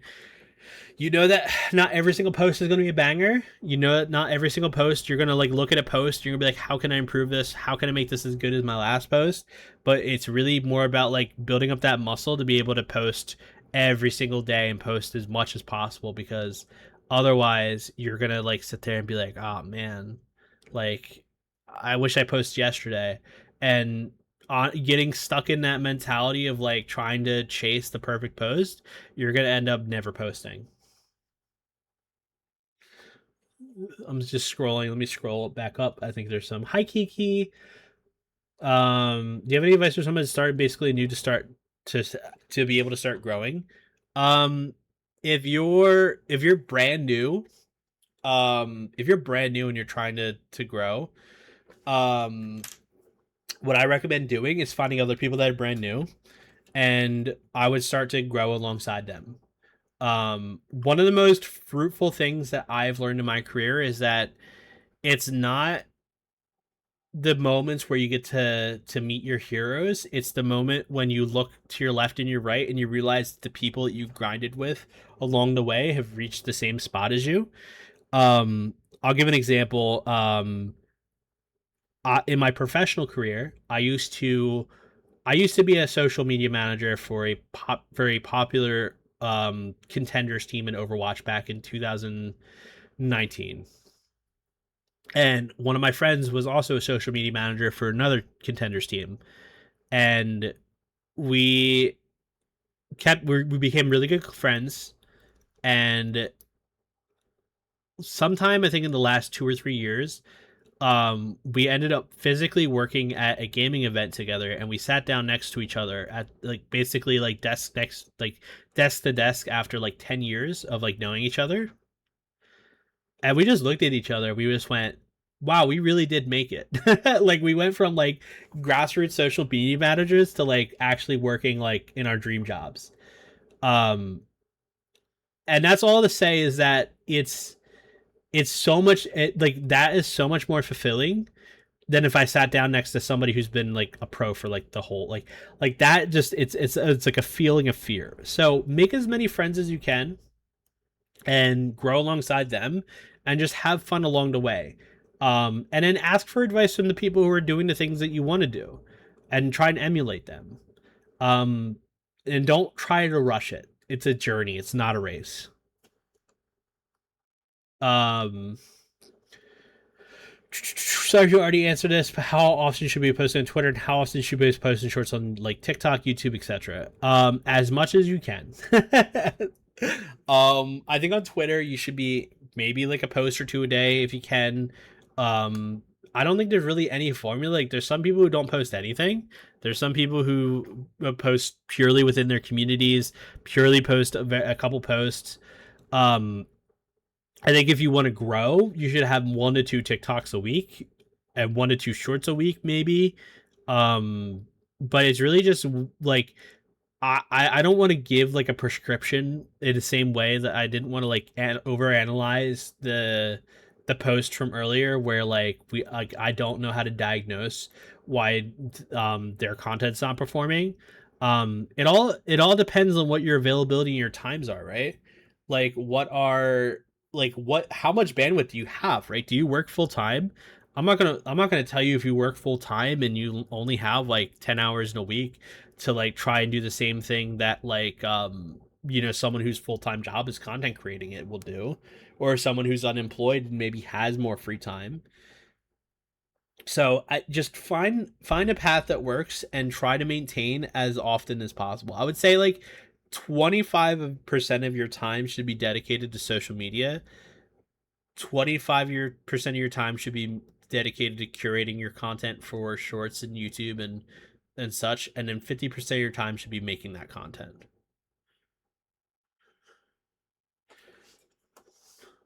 Let's see, scrolling up. I feel like I've run out of things to post sometimes. I feel like I don't have anything to say other than shit post.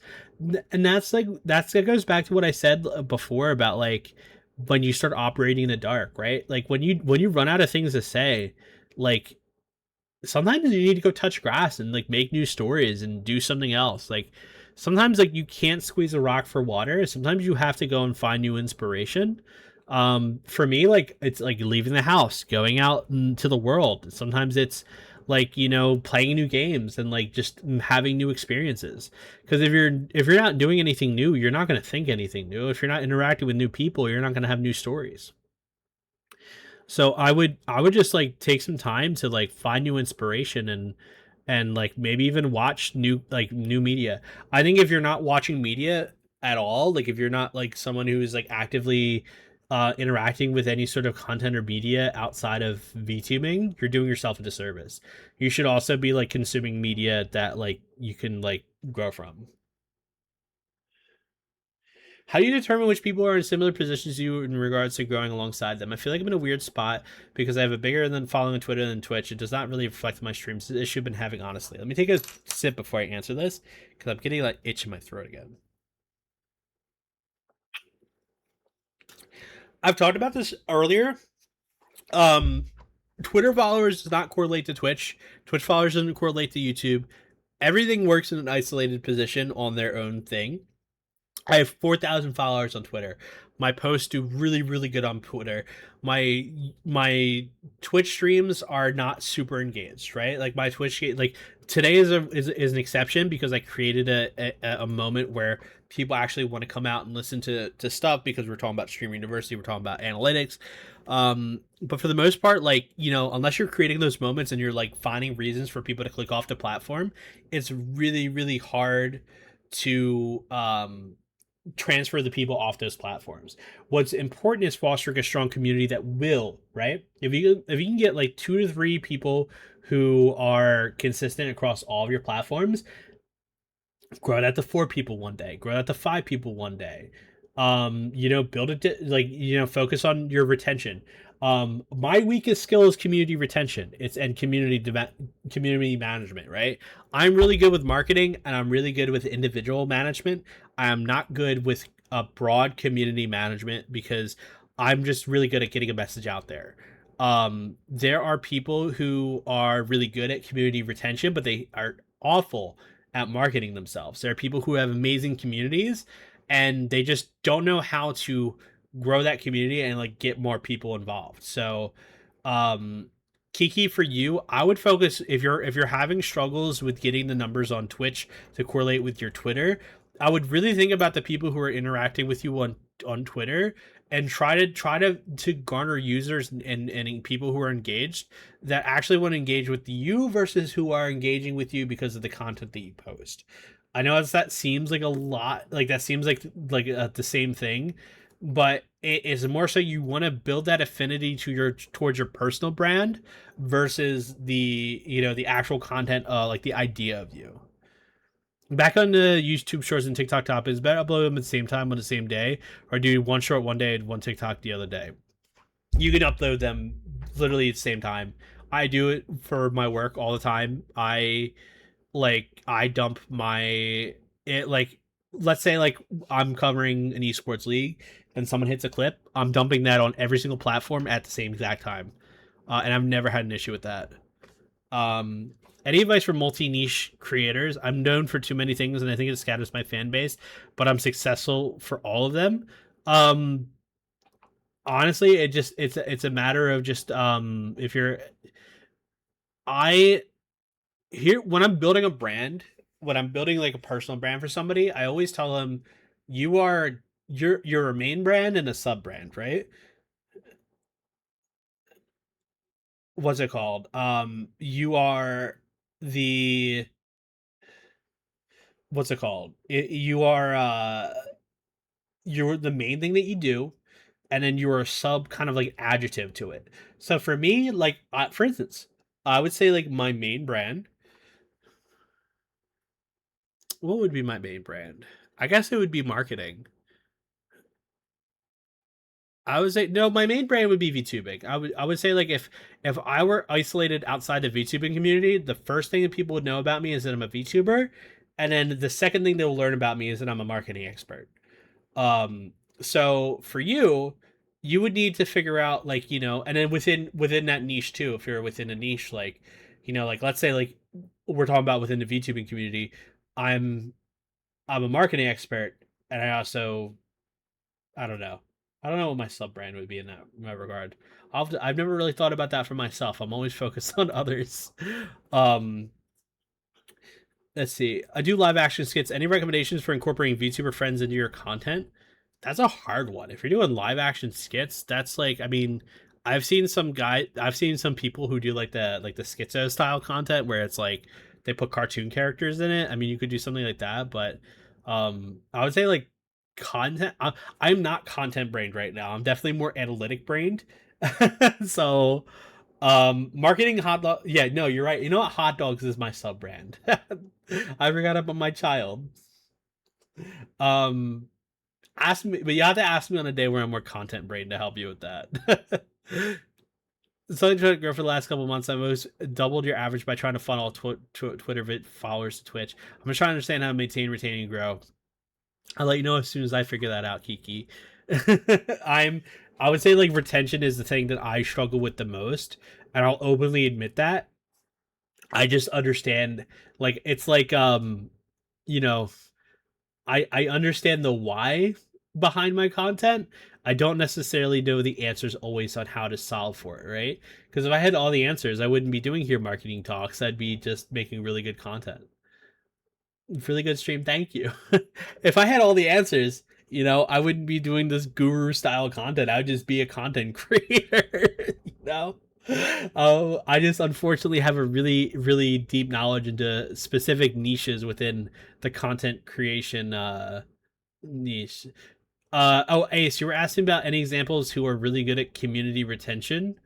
Um, I would say like not to LARP. Not LARP. That's the wrong word. Not to shill like my socks agency people, but like Snoozy, who I've known for like 10 years. Um, what's it called? She is really, really good at community retention, right? Like I've watched her grow her community, maintain her community. She's good at it all, honestly. Like Snoozy's a great example of someone who's just really good at building a community, maintaining a community, and also marketing herself outside and growing. Like I would say like Snoozy to me is kind of like one of the people I look to the most of like how to grow myself because she does a really good job of doing it all and she has a healthy life balance too. Like I think looking to streamers like that who like and honestly I would just join like if you're doing the research like sometimes I'll just join people's discords and see who has the most active discords, right? Who has the most engaged discords. And who's engaging with their discords. Like I try to engage in my discord a little bit. It's hard because like part of my job requires me to be engaging with like brands and stuff. So like I do feel like I'm so sorry to all my wonderful wonderful viewers who may feel like neglected children because I don't always stop by. I try my best to stop by. I come bringing gifts. I'm like the I'm the parent who travels and I come bringing gifts. I brought like stickers of my child now. I feel like I do decently with the retention, but I don't know where to get started in terms of growing outside my current community. Does posting on other platforms organically grow that reach, or is it format reliant? It. I mean, posting on other platforms is how you get more attention. Because people will go like, "Oh, well, that's the so and so." I don't know about you guys, but one of the things I've noticed is that like it doesn't matter how big a raid is recently. It doesn't feel like a lot of like raiders stick around anymore. Um, and I don't know if it's because of ads. I don't know if it's just maybe it's the times that I stream. But I've noticed that raids don't really have as much impact. Um, I think it's really just a matter of like you're building a wide net when you're doing social media marketing. You're trying to make as many like touch points on social media that people can find you and then like go elsewhere, right? Like it's like the billboard. Like one of the things that like if you're like driving by a billboard every single day, the first time you see a billboard, you're probably not going to do anything with it. But like if you drive by it every single day, you're going to maybe do something with it. And sometimes it's just a matter of trying to find a way to use those platforms to get people to come over. I'm gonna talk about here. Let me see if I can. I'm gonna just because I'm gonna search something real quick. I'm gonna talk about one of my favorite marketing campaigns ever. Um, so I'm from Philly, and I'm actually going to talk about what's it called? I'm going to talk about the worst mistake I've ever made in marketing. Um, this is actually a really funny story. Um, so the worst mistake I ever made in marketing, right, is I worked at a company that had a bunch of land centers. And my boss came to me and she was like, "Hey, we have $100 gift card to give away to our like to give away for an email campaign. We need to get people to um do a survey. Like we need to get like customers of the land center to do a survey and tell us like what they think of like the land center, if there's things we can change, people who've been to our events, if they if they have any like opinions." And she's like, "I just need you to come up with like the email header and like like build the email." And I went to my boss and I was like, "Well, here's the thing. I used to go to GameStop all the time, and I'm sure you guys too. You ever go to GameStop and like they'll like circle the survey at the end of the receipt and they'll be like, you can get $100 if you do the survey. I never did those surveys, but I went to my boss and I said, "Hey, I remember this one campaign that I see this billboard every day I go to work, and this is an award-winning campaign. It's just a billboard that says I hate Steven Singer. Does anybody here know what's being sold here? Does anybody know like anyone familiar with this campaign? Do they know what's actually like what this is without going to the website?"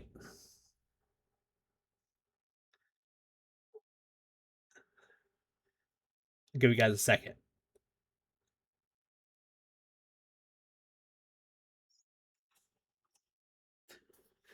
I would say, okay, no idea. Okay, this is a jewelry ad, right?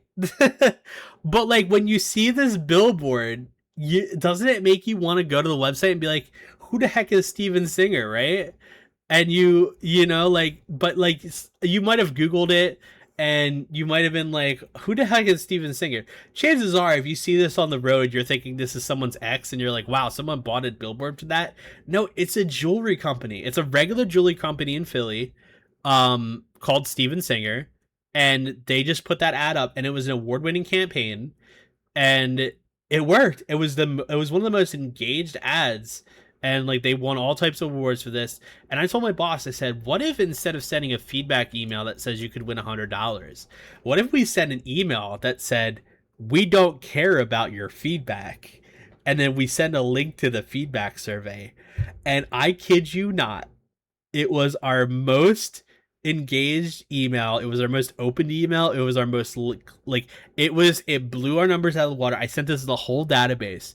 But also it was our most responded to email. People were upset. They thought we were being serious. They thought we were being cheeky and we hated it. They're like, "Wow, you really don't care about our feedback?" Thankfully after a day people actually thought it was funny. But it was really funny because it I was drink. By the way, so like I worked in a WeWork at the time, and it was inside a brewery. I was drinking by 12 o'clock. The CEO reached out to me and was like, "Hey, this is really funny. Don't worry about it. Like, I want you to keep on taking risks like this because this is how you get attention." Um, but all is to say is that that was, I mean, I guess that was like the OG rage baiting, but like we did get a lot of survey responses, and we did like the email did really really well. I just think I could have made it like when you clicked into the email, make it a little bit jokes. Hi, take two action. Um, I think I could have made it a little bit more obvious that was a joke, but all to say is like, like clickbait works. I gotta head to bed for my 8 a.m. flight. I can't wait to see you off. I can't wait to see you either. I gotta give you a sticker and a business card. Um, but yes, so the moral of the story is going back to your question, like, posting on other places. That was a billboard, right? Your social media is your billboard. You want to grab as much attention as you can. So, like, when you get that moment, find your best moments, find your funniest moments, and find your. You can call me, and please call you Tay. Okay. Hi, Tay. Thinking like a content creator is what gets attention. I'm giving you a sticker pack. Yippee. Yes, get a billboard. um, but yes, but yeah, make social media your billboard. That's what you should be doing with your platform. That's your billboard. That's your advertisement. And chances are, most drivers who drive by, just in the same way, most of the impressions that you're going to get, they're not going to click through. You're focusing on the margins. You want to increase the margins, which goes back to that engagement rate, right? Like you want that engagement rate to be better. So, yes. I hope I answered your question on like what you should be doing on other platforms. You have to take risks. You have to take risks, and you have to do things that like get attention. And it's hard because like one of the things is like I know like is it you want attention, but you don't want attention because you're afraid. You're afraid that you get attention because if you get attention, you could get hate, and you could get like the more attention that someone like who a hater could come through. I've been hate rated. I've had people who don't like me. I've had people say not nice things to me. You got to take the good with the bad. Um, I'm gonna jump forward because I realize I've been sitting on this stream for a while. Um, if you're looking for your analytics on Twitch, I'm sure this is probably more familiar for you guys. You have two options. You can go to your overview or your stream summary. Stream summary will give you your last stream. Which I don't know. This is today? This is today. So this is today's stream, and then like yesterday's stream. Um, and then you can do the overview, which will give you the overview of all of your like months, and you can go as far back as you want. So like that's why like when I went back to like 2018 or 2018, like I was able to see like like pre VTuber and see like what my engagement was. Things that you should be looking at, I would say like for stream summary, um take a look at the different moments in your VODs, right? Um, yeah, I think most of you should be familiar with which was. So I won't harbor too much on here, but like you should be taking a look at like your like your chat messages, like like for one, like this is a great way to farm like to figure out where like your best your clips are. Like like usually if you have like a ton of chat messages in one area, it usually means that like maybe something happened that like is clip worthy. Because engagement on a Twitch clip is almost like would be the same as engagement on like a regular stream or like a regular like TikTok or so. Um, you can also like look through like for instance like here this is like people who I guess either put me on their recommended or they've rated me. So Twitter external 24 views came from Twitter. People who found me on Twitter. Other channel pages, that's like the people who've got me in the recommended. Um, and yeah, so I would say like this is probably the most important when it comes to what content you're doing. And I would just click through and see like, other moments like where the lulls are, like see like what were you doing here? Like I'm playing Peak and I probably was dead silent during this whole time and nobody's talking. Um, you know, I'm also a smaller streamer, so my numbers are probably going to be a lot smaller than some of you guys. So I'm new and smaller. Um, so also random. Every time I see this control plus slash, it looks like the Brohub symbol. I'm so Pegasister coded. I'm so sorry. Anyway, um, but yeah, so I wouldn't harbor too much on all this. I will say this is super helpful too if you needed like a definition. I almost included this in my presentation, but I figured if you really want to know what all these means, you can actually just click on that and it'll tell you exactly what all of this means. So I'm not gonna spend too much time on there. I want to talk about YouTube a little bit, and then I have I recorded going through my TikTok analytics in case you guys want to see what TikTok analytics look like. But if you want to get to your YouTube analytics, you have to go to up to your top right here, and it'll say YouTube Studio. I'm not gonna click off because I'm afraid what my algorithm is gonna have, which is probably mostly Breaking Bad and body cam footage because I've been watching a lot of true crime body cam footage. But looking at your content, here's your dashboard. Really, the place you want to go is to either your content or your analytics. I typically would go to my analytics directly, and I'll go like 2016 because this is like when I've started making content. You guys probably post more than me. I'm really bad about posting on YouTube. I'm not a practice what I preach type of girly. I focus more on telling other people what to do. Um, but you can see here like top views.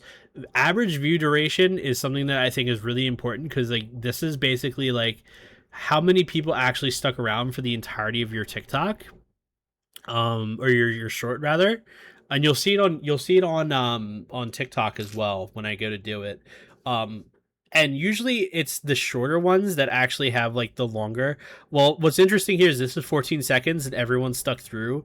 um Basically it means that like on average every people 100 over 100% of people watch the whole thing and then like let it loop.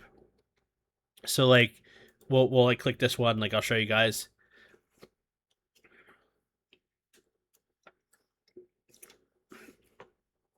So that means people stuck through it and watched the whole thing, and then they let it loop a little bit. So like, if you have a number that's over 100%, it means that like they stayed and watched the whole time. Um, you can also diagnose through here to see when people click off. So like here, you'll notice that like right around here, like once people actually see me in the wrapper, and they realize that nothing else is going to change and nothing's going to happen, that's when people click off the video. So I think what's really important here, and Ludwig talked about this for long form YouTube. It's really important to see like this one's a kind of an outlier, so we're gonna go back and like click on this one. The first 5 to 30 seconds are what's important to short, with a 70% retention viewer being what's valuable. I think you're absolutely right. This one is a Valorant clip,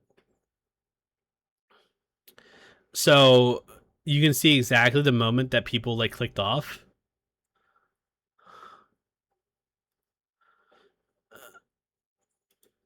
So it's actually when I zoomed in on myself, people clicked off, which is actually kind of sad because I thought I was cute. But that's important to know, so that next time that I edit a video, I know that maybe like a zoom cut is not the thing that I should be doing there. I found shorts get a lot of views, but didn't do a lot. It depends, because I actually recently shorts have been doing better than IG Reels for me. And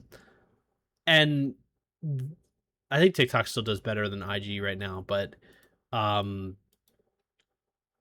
it just it depends on sometimes like what you're doing on the platform. Here's another one where if we look at like the stay the watch, like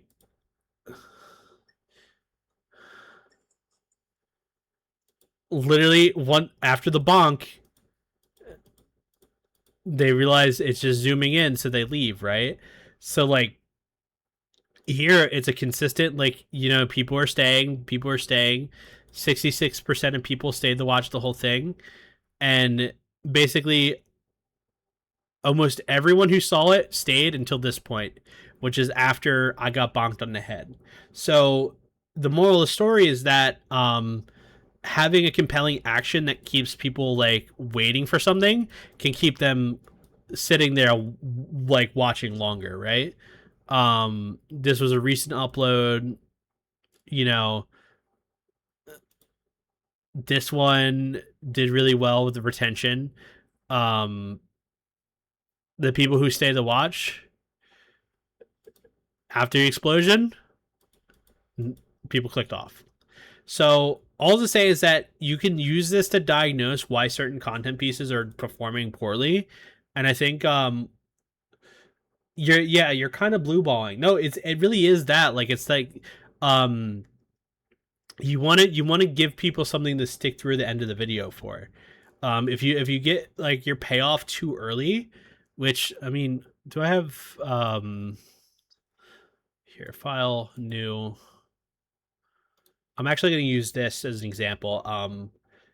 So are you guys familiar with the traditional um this is the traditional roller coaster that we've taught in like primary school.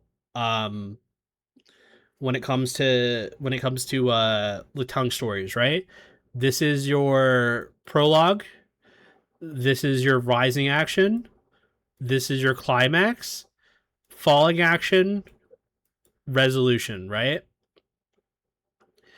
What's interesting is that short form content has kind of shifted this to be here. Let me actually control Z, and we can zoom in a little bit so it can be a little bit closer.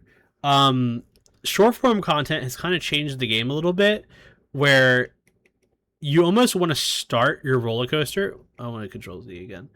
Um, in the middle of the rising action, and you almost want your resolution to be like as close to the climax as possible, because once you get to the climax, you basically don't want any falling action. You want it to end kind of like right in the resolution, so that like it loops around almost, right? um because like when you want it to be a looping roller coaster, whereas like a traditional book, right, when you read a book, you're not trying to get, like, the goal of reading a book, right, is not trying to get somebody to start from the beginning and read it again. Whereas when you're doing short form content, it's almost like you're trying to get them to, like, here's the little like roller coaster, like we'll put the, we want them to go all the way up, and then we want them to go all the way back around, right? Like that's what successful short form content is. And it sucks because a lot of us who are content creators, we grew up, thinking that this is compelling storytelling. But the problem is that social media, I know this looks like gibberish now, but you know, yeah, you start with the action shot. You want to get that hook. It's almost like a slingshot. You gotta make them wait for the payoff. You want that, like, nobody's gonna get off the roller coaster before they take the dive down, right? They want to take the dive down and then immediately like go back here. And by the time they realize they're back on the rising action, they're gonna stick. They're gonna stick around. Yeah, you start off with the hook, right? And sometimes it's even like, here we'll like it's literally just building like we're talking about building roller coasters here when you're doing content. So like, you know it's more like this is like a super fast, like, I don't know if you guys have ever seen like the Kingdom Cut or whatever in like Six Flags, where like I'm gonna like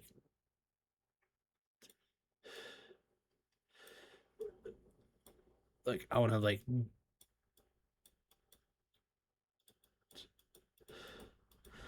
you want to slingshot them, and then you want to have them have the rising action, and then you want to like loop it around so that they're basically stuck, and then eventually they'll be like, oh, I've been on this roller coaster for an hour, I need to hop off.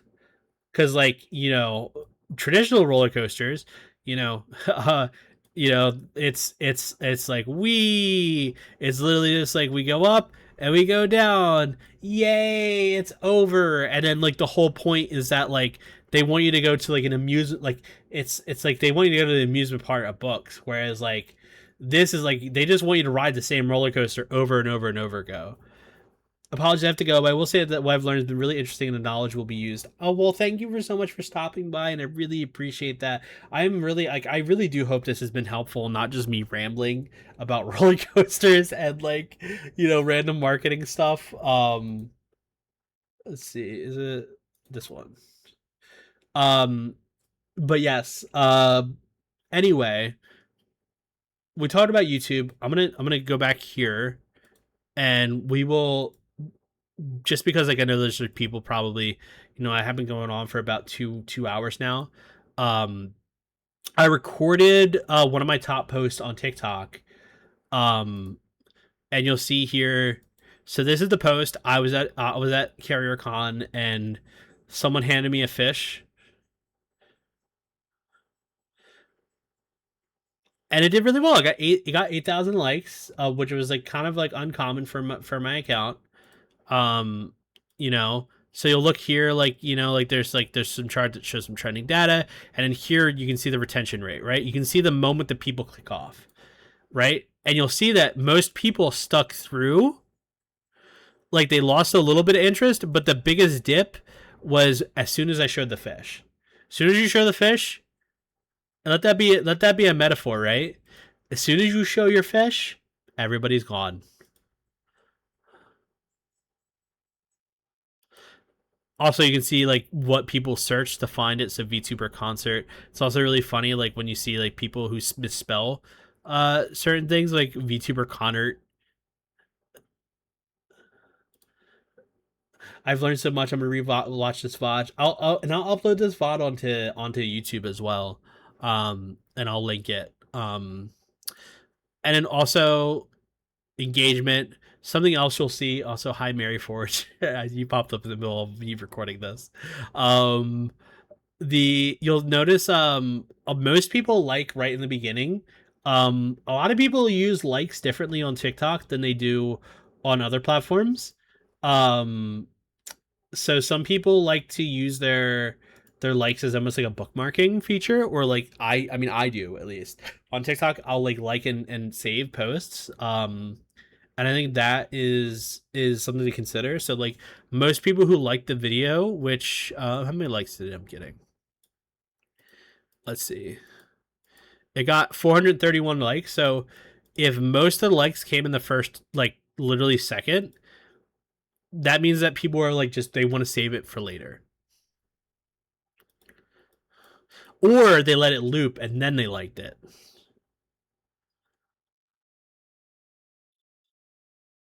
And also you'll see there too, one like the other bump where people liked it was when I showed the fish.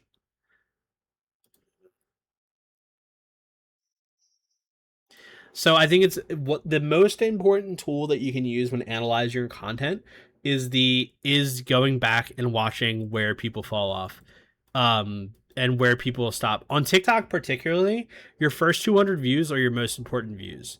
Those are the people, because it's basically serving it to a test audience of people to see if they'll like random users, if they're going to engage, and if it passes the first 200 views, then they'll start to serve it to more people within your niche.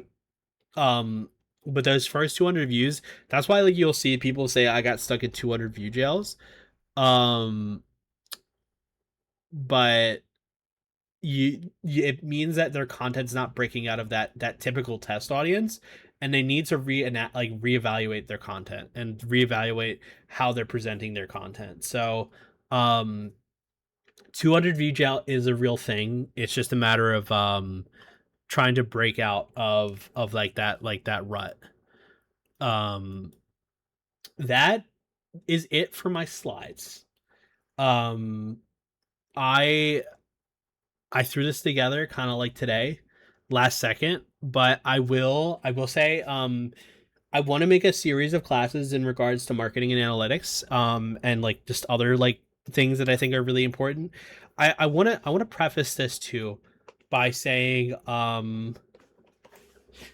what's it called? I want to preface this by saying, while I do see myself as an expert slash like someone who's done this for 10 years, I think it's extremely important to diversify the group of people you're getting information from.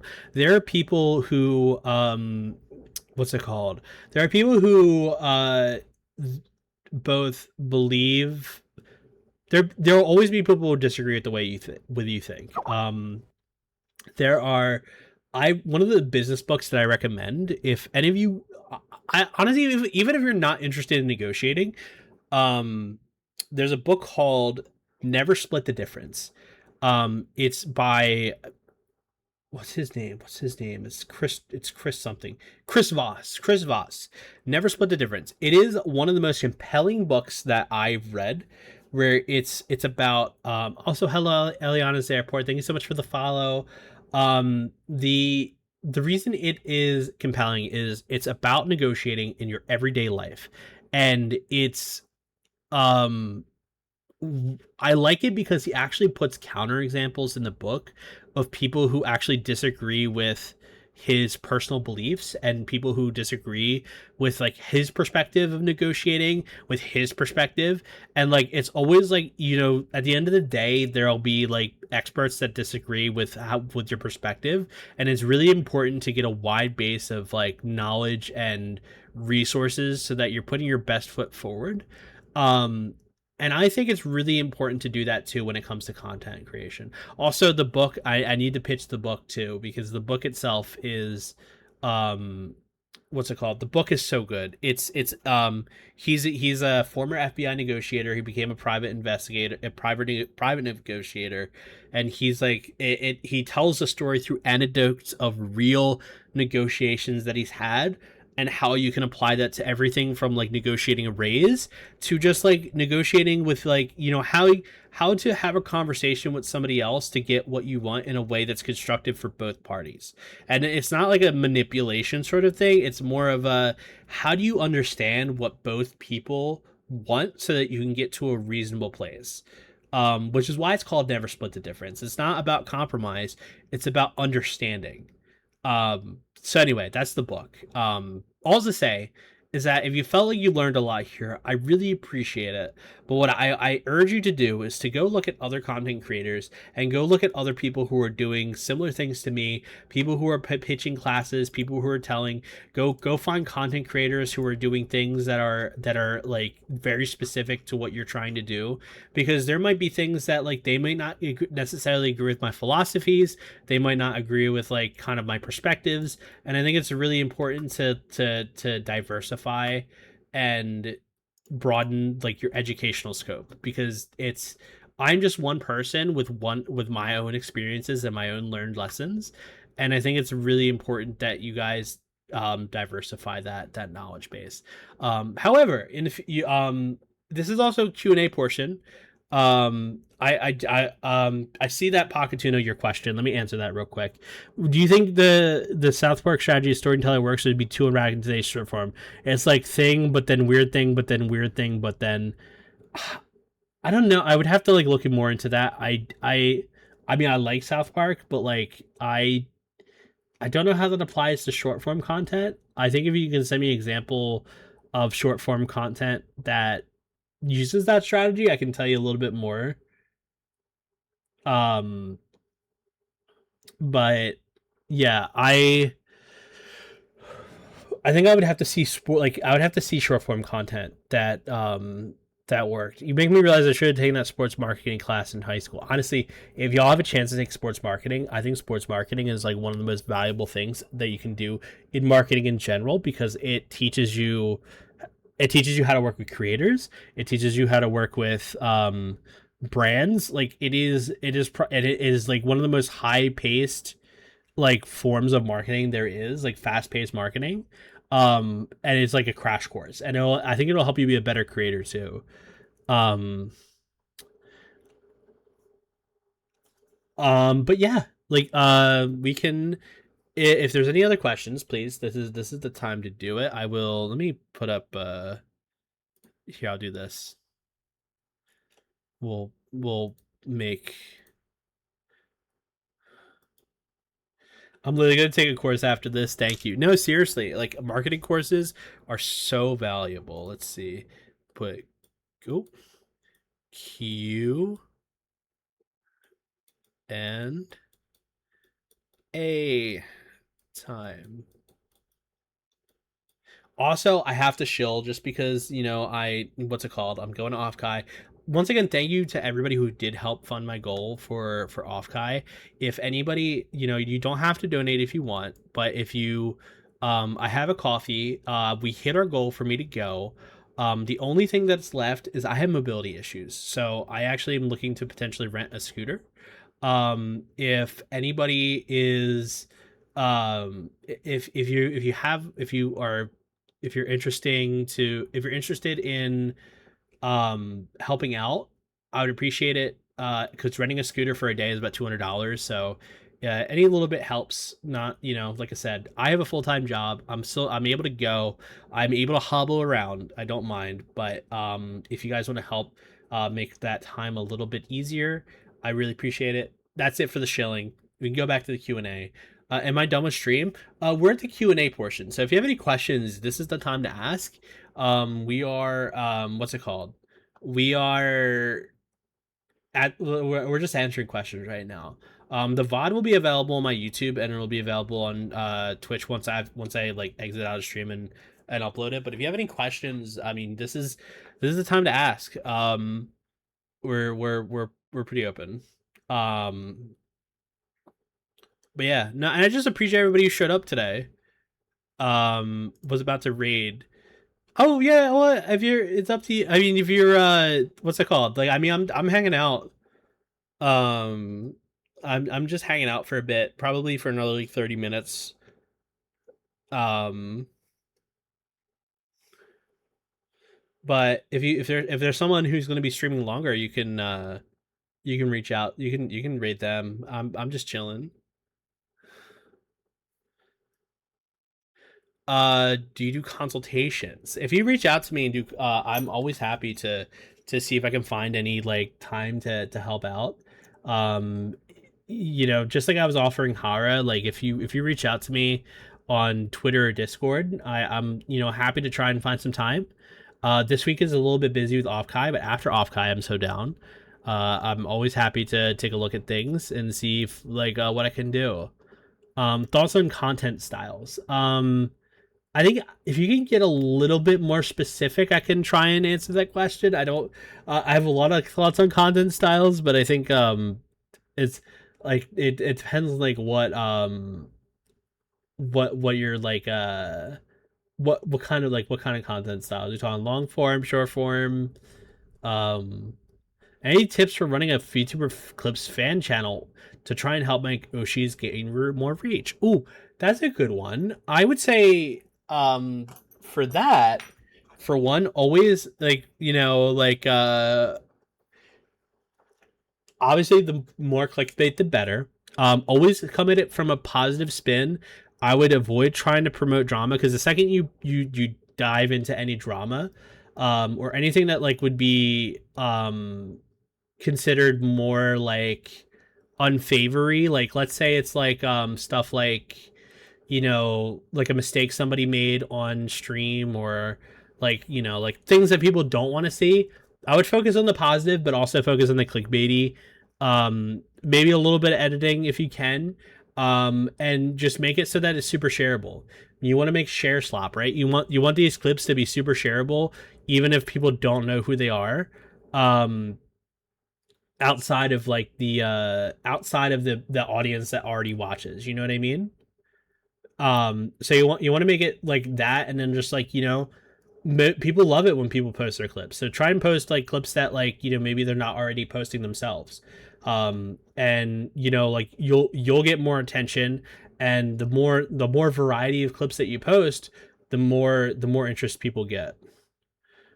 um do you think PNG tubers and VTubers have completely different communities, or would be not as matter much versus Cam versus PNG? I think it's similar crossover. It's, I mean, at the end of the day, you're just somebody who's like hiding your, you know. Hi, Kate. Oh my God, wait, Kate. Oh my God, okay, sorry, I need to sidetrack. Kate, I was just going through my Google Drive, and I kid you not, I found a video of you that I had from. Let me go to my drive real quick. I need to send you a message on Discord. Um, I I got jump scared because I was uploading a video to my drive, and when I say jump scared, I mean like in the best way possible. Um, what's it called? I'm gonna send you a screenshot of the thumbnail on Discord. Oh wait, I hope I still have you on Discord. One second.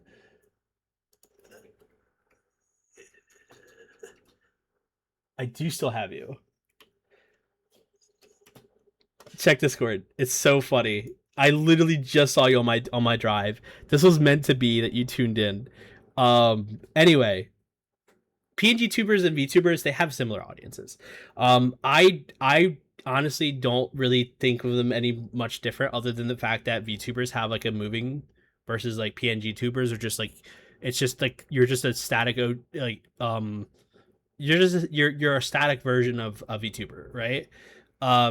It's the same thing I was talking about though, like where like I don't like to while VTubing is a community slash like a style, I think it's really important to branch yourself out and see like what content creators are doing outside of what's it called? What creators are doing just outside the VTubing community because I think we get so caught up in the niches. What's it called? Oh yeah, I just saw your DM. Yeah, Kate. Uh, oh my god. Um, but anyway, so like I wouldn't get caught up into the nitty gritty of it. I know that there's some people who are just like, oh, PNG tubers aren't VTubers.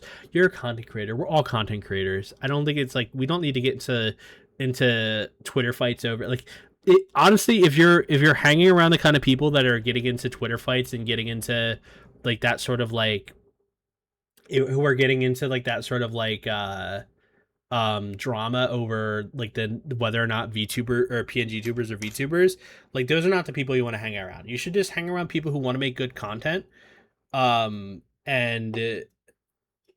people who are uplifting each other. So yes, I don't think it matters as much. Do you have any tips for variety streamers who don't want a brand to feel all over the place? I would just find your niche. Like, I mean, most people like you'd be surprised in how well just chatting streams do. In fact, this is probably going to be my best stream of the month. This one right here, just chatting about what's it called? Like marketing and analytics. Um, so what's it called? Like when if you establish yourself in your interest in the things that you like, I would still find like a core things that you like, um like find like like for me, like people know me for hot dogs, and now I have my little hot dog club. Lunar Bunny, oh my god. Hello, thank you for the raid. Hi, welcome everyone. Welcome to VTuber University. Hello, we're talking about marketing analytics. Hi, my name is Puns and Buns. I'm the bun with the puns. Actually, you know what? I have the perfect slide for this actually. We're gonna go back to my presentation and we're gonna hit escape and then we're gonna go up here. If you want to know more about me, hi, this is literally me. I'm Puns and Buns. I'm a senior brand marketing manager who is a VTuber, and I am teaching everyone about understanding and learning about analytics. So if this is boring for you, I'm sorry. But if you love nerdy stuff, that's what I'm here for. And this is my child. Luna, do you like my hot dog mud mascot? Do you like my child? Also, if you need a raid and run, I totally get it. Um, Let me scroll up because I think we might have lost some of the. Let's see.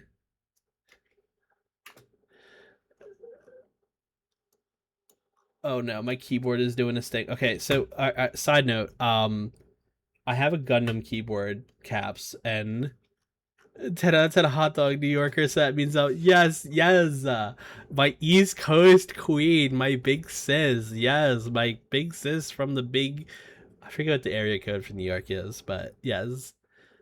I'm scrolling up to some of the contents. The invitations to variety streamers. I would just find like the things that make your brand really stick out. What in your opinion makes something more shareable? Um, yes, the buns of the ears. The buns of the ears. Um, but yes, things that make things more shareable are just like think about like the stuff that you retweet, like, right, like think about the things that you retweet, you share, is things that like when you share to somebody else you're trying to get a laugh out of them, it feels relatable. I was talking about with an artist actually, for if there's any artists in here, I was actually just talking about the uprising of share slop, which when I say share slop I mean it with love in my heart. um you know, I when I say share slop, I'm talking about things like, um, what's it called?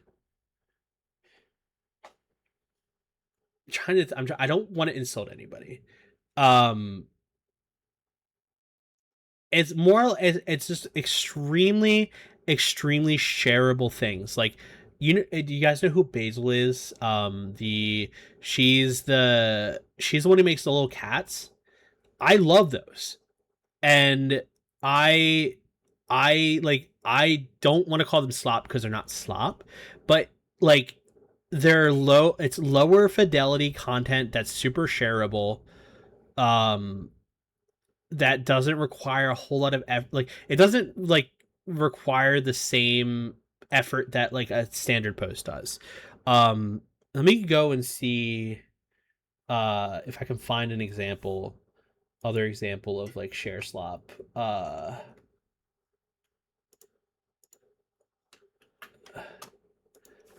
Let's see, share, because I was just talking about this.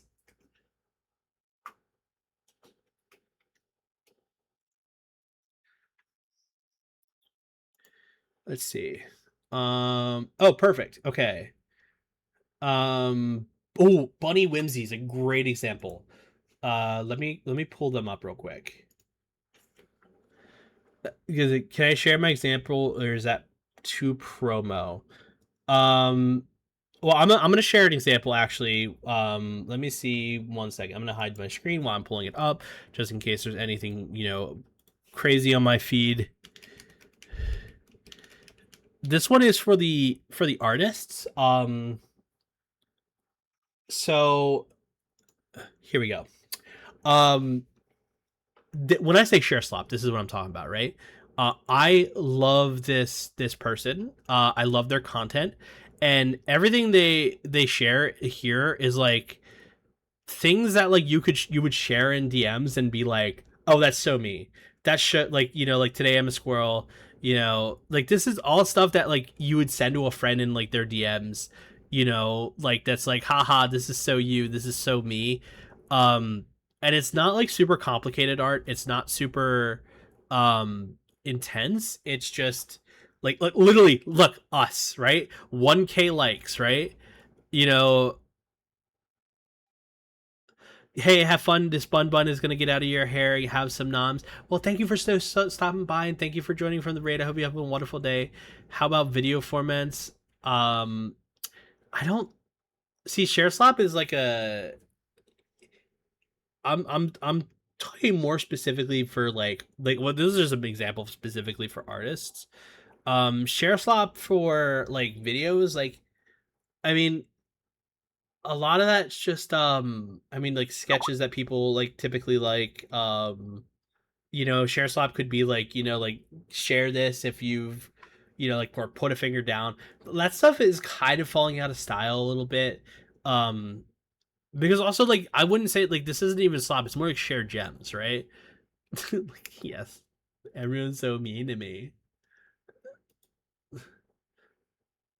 For the video version with us, the your month, your blank, yeah, like that. Well, it's so crazy because I feel like that stuff has gotten out of my algorithm. I don't know if it's got, that's so real.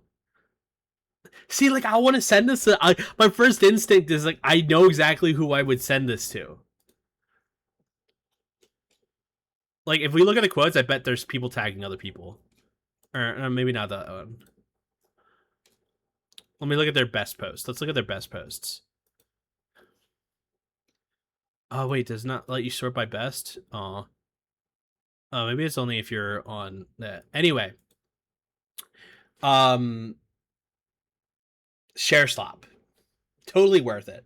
If you're an artist, make a mascot, make super shareable content, and make that low fidelity content so that like when you post your fan art, that the margins, because like the thing is like high fidelity content doesn't really do that well because sometimes it's either too niche or like it's too much for the average person. But people like low fidelity content they can share in the feed. It's like, haha, this is cute, this is so me. Because people are selfish and they're very individualized. um and it's the reason why people don't share content as much anymore. um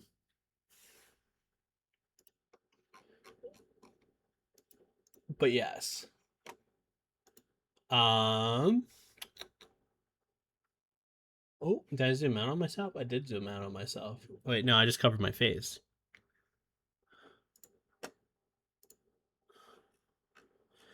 Let's see here.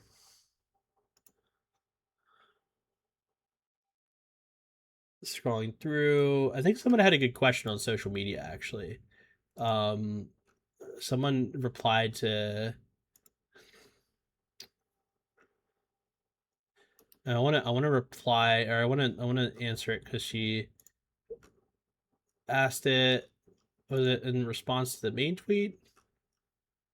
Kiwi. Okay. This question came from Kiwi.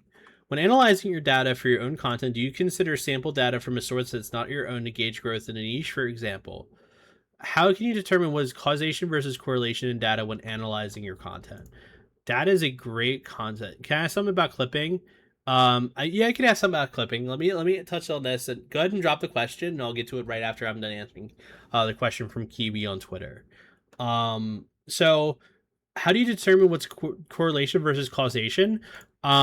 It's a lot of just looking at the broader numbers and the broader like you have to like make sure that you're not um isolating your content in like a what's it called, you want to make sure that you're not just looking at the moment. You want to look at the full story, right? You want to look at the history of your account. You want to look at like how did you get to where you're at and where you're like where the content exists. Like you don't want to draw the wrong conclusions of why content succeeded. So for instance, like when we look back at like my analytics, we look at go back to top post, like we know exactly why this content like this worked, right? It was a really funny post about a very relevant thing that is extremely shareable because everybody loves crapping on the PS5. So and it gave people room, and it was very controversial, right? This one is kind of rage baity, right? Because you have like PS5 people replying to being like actually, and I just ignore them because I didn't really care. My secret is that I don't care about console at all. Like I just literally saw an opportunity to be a hater. um so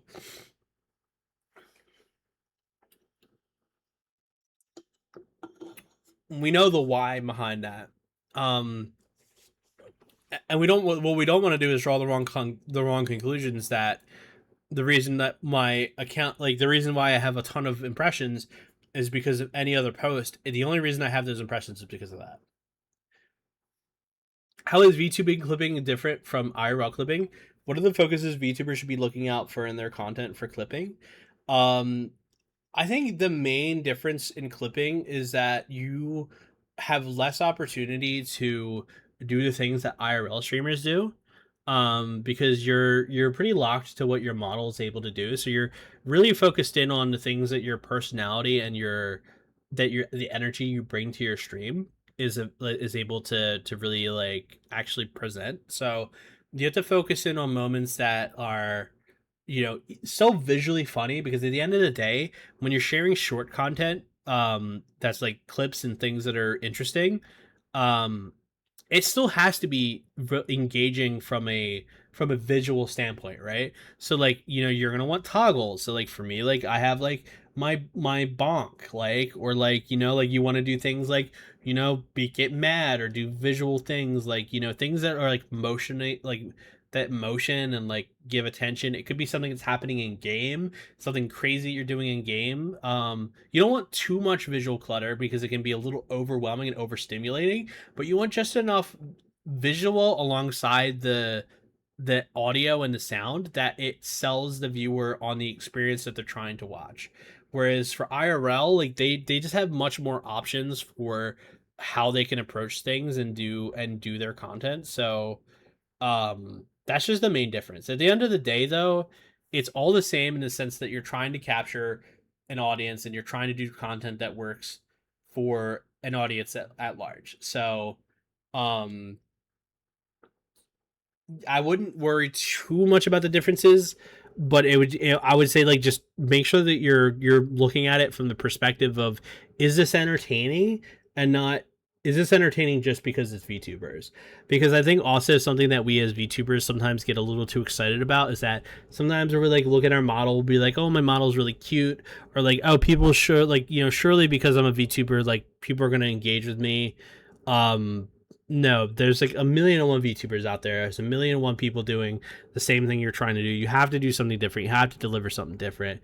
I really like one of the VTubers that does short form content that I really um what's it called, that I really think does a great job with their game clipping is Rora. Rora does a really great job with their game clips because they don't even use their model at all in their clips. They're mostly using emotes, and it's the same thing that Siri does. Um, they just use emotes to when they use captions, and it works really well. Um, and I think that, you know, you don't always need to show the model. I think it's really like if the audio stands alone and you use things like emotes to help sell like the moment, like that works too. Um can you DM me later? Yeah, you can DM me later. That's fine. Just shoot me a message on Discord or Twitter, whatever you have me on. Um I love having my emotes help with reactions and short. Yeah, no, it really does help sell the premiumness of it, and it also, like, there are people with an aversion to VTubers. So like if you're using emotes instead of like if you're using emotes instead of showing your VTuber model, you're able to capture a whole nother audience who might be uh who might not want to interact with VTubers, because like there are people who go out of their way not to interact with VTubers, and if you're using like just emotes and not showing off the model, later down the line when you do show the model, they might concede and be like, oh, I guess, like, you know, I you know, I normally don't watch VTubers, but I've been watching this person for a long time, and I really like what they're doing, you know. um so I'm not saying lie to people, and it's like, it's more so like you're almost like you're making like a smoothie, right? You're making a smoothie, and you got the vegetables in there with all the sweets, and by the time someone realizes you gave them vegetables, they're like, ah, actually that smoothie is really good, can I get another? So yeah, just food for thought.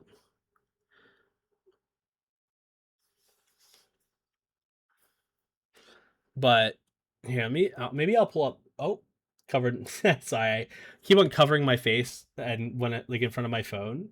I'm really bad about that. Um, let me.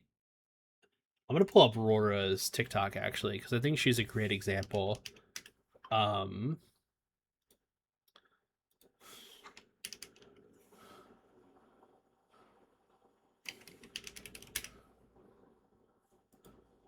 let me.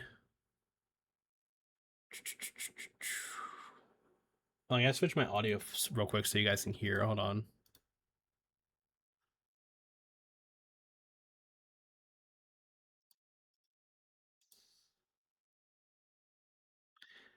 Here, I'll show you guys the first TikTok that I what's it called?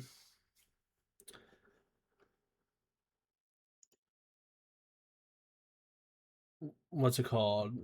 Kalium is another dope example too. This is the first time that I saw Rora, by the way. Um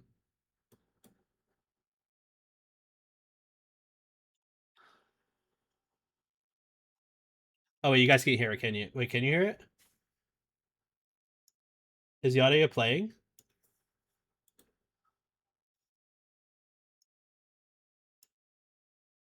Damn. You must like that thing. Alright, here we go. Okay. I'm coming! Quickly put it in. I'm doing it! Ándale, ándale. Can you hear it Oh, now? míralo, está hablando español, wow. I kissed you one time and you're speaking Spanish already? Damn. What? You must like Latinas. No. Yo. No. Yo. No, quiero.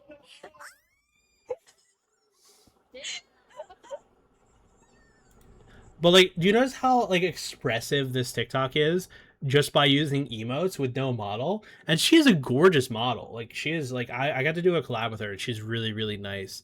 But Let's say some like her content is mostly emotes. Let me see if she's as of late she's shown her model and like her stuff. Are No, you in the box? Or are you a fire hydrant? That's a fire extinguisher. Oh. like yeah, like the same thing. She uses just emotes, but she's streaming with her model. So like, like she's still making VTuber content. Um and this is something to consider like when you're making your shorts, like you don't need to show your VTuber. It might even make it more what's it called? It might make it more palatable. I'm trying to see if I ended up at all in any of this cuz Okay, I hope you know. was I in I was that. No, no, I wasn't in this one. Sorry, I had to check for me. I'm being really nosy. But yeah, Siri was another one. Siri's the first one. I get comments that people like your model. I mean, like I'm not saying you have to not use your model. Like people like VTuber content does do really well. I'm just saying that like if you want to make your stuff like super palatable to people, it is just it's another way that goes about it. Like Hi, Siri, Siri. Siri's another one who does like the Hi, Aries. oh, I accidentally said it on my phone. Um, but yeah, so all's to say is it's just another way to make your clips and your TikToks more shareable. Um, I normally show my face, but also I realized in the one YouTube, if you look at this one, like I showed a Valorant clip. The biggest drop off was when I zoomed in on my face. Right? I feel like normies don't get VTuber. I didn't for a long time. Yeah, and you still want to capture that audience, right? Like like when I zoomed in on my face, that was the biggest drop off, right? Even though there's all that clip left, like that whole ace, the second I zoomed in on my face, I thought that would be the more compelling moment, but really nobody like people didn't stick around for the rest of the ace.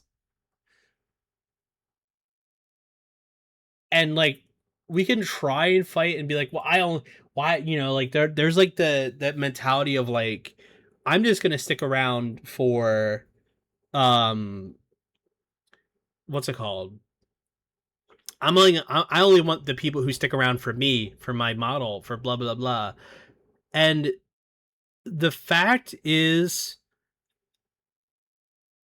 if you want to grow big, you're going to like you can't have the mentality that you only want a certain type of audience, right? You can have a certain type of community. You can make sure like you can have your principles and your ethics and your morals of like I want my community to be open, welcoming, and understanding. However, you have to make some concessions in the platforms that they use, maybe some of the interests. Like if you want to grow big, you want to like get a bigger piece of the pie. So that's really like the main thing I would recommend. I have a montage channel like how to maximize it so it help like I'll be trying more without your model. Yeah, I would try things with emotes only and see how it does. And see how the content does. And I've had this conversation with other VTubers too, who spent thousands of dollars, like thousands and thousands on their models, who are like, but I spent so much money on my model, and it's like, well, you spend a lot of money on your model. You want them to show up to stream, right? Make them come to stream to see your model. Like you make them come to stream to see your model, and your short form content can be the place where they just see your personality. It's like it's an advertisement, right? Like you don't always show all the gameplay. Like most gameplay trailers don't show gameplay. Not all, like, or at least like a ton of gameplay. I would like to see that same Valorant clip re-edited. I might do an A/B test with a different Valorant clip because unfortunately that was actually shot on TikTok. So that was a clip from TikTok actually. So I don't have like the actual clip. I would definitely try to repost it at some point, but I clipped that from TikTok. So I was doing a TikTok stream.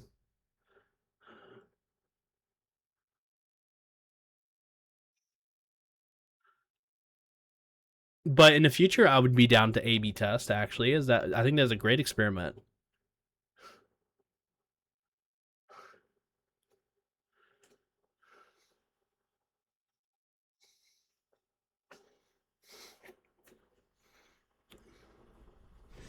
Let's see. Let me go back to the tweet and see if there's any more questions that I can answer. And also chat, like once again, like we are at the Q&A section. So if there is any questions you have, please let me know.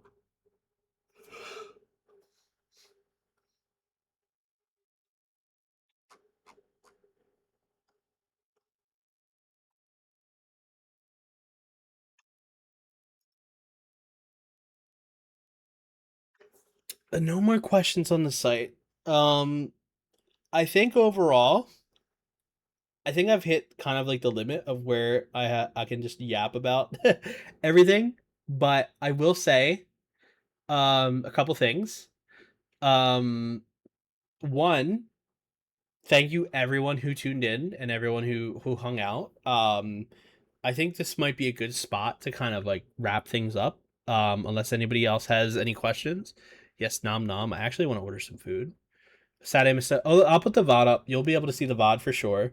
But I want to say thank you to everyone who tuned in, everyone who came and has supported. Let me see who we're gonna throw it to. Let's see. Twitch. Thank you guys so much, and I really appreciate it. And this VOD will be available, so please check out the VOD. And thank you, everyone. I hope you have a. I don't have raid copy. Just go say hi, say hello, and I hope you guys have a wonderful, wonderful day. Take care. Bye bye.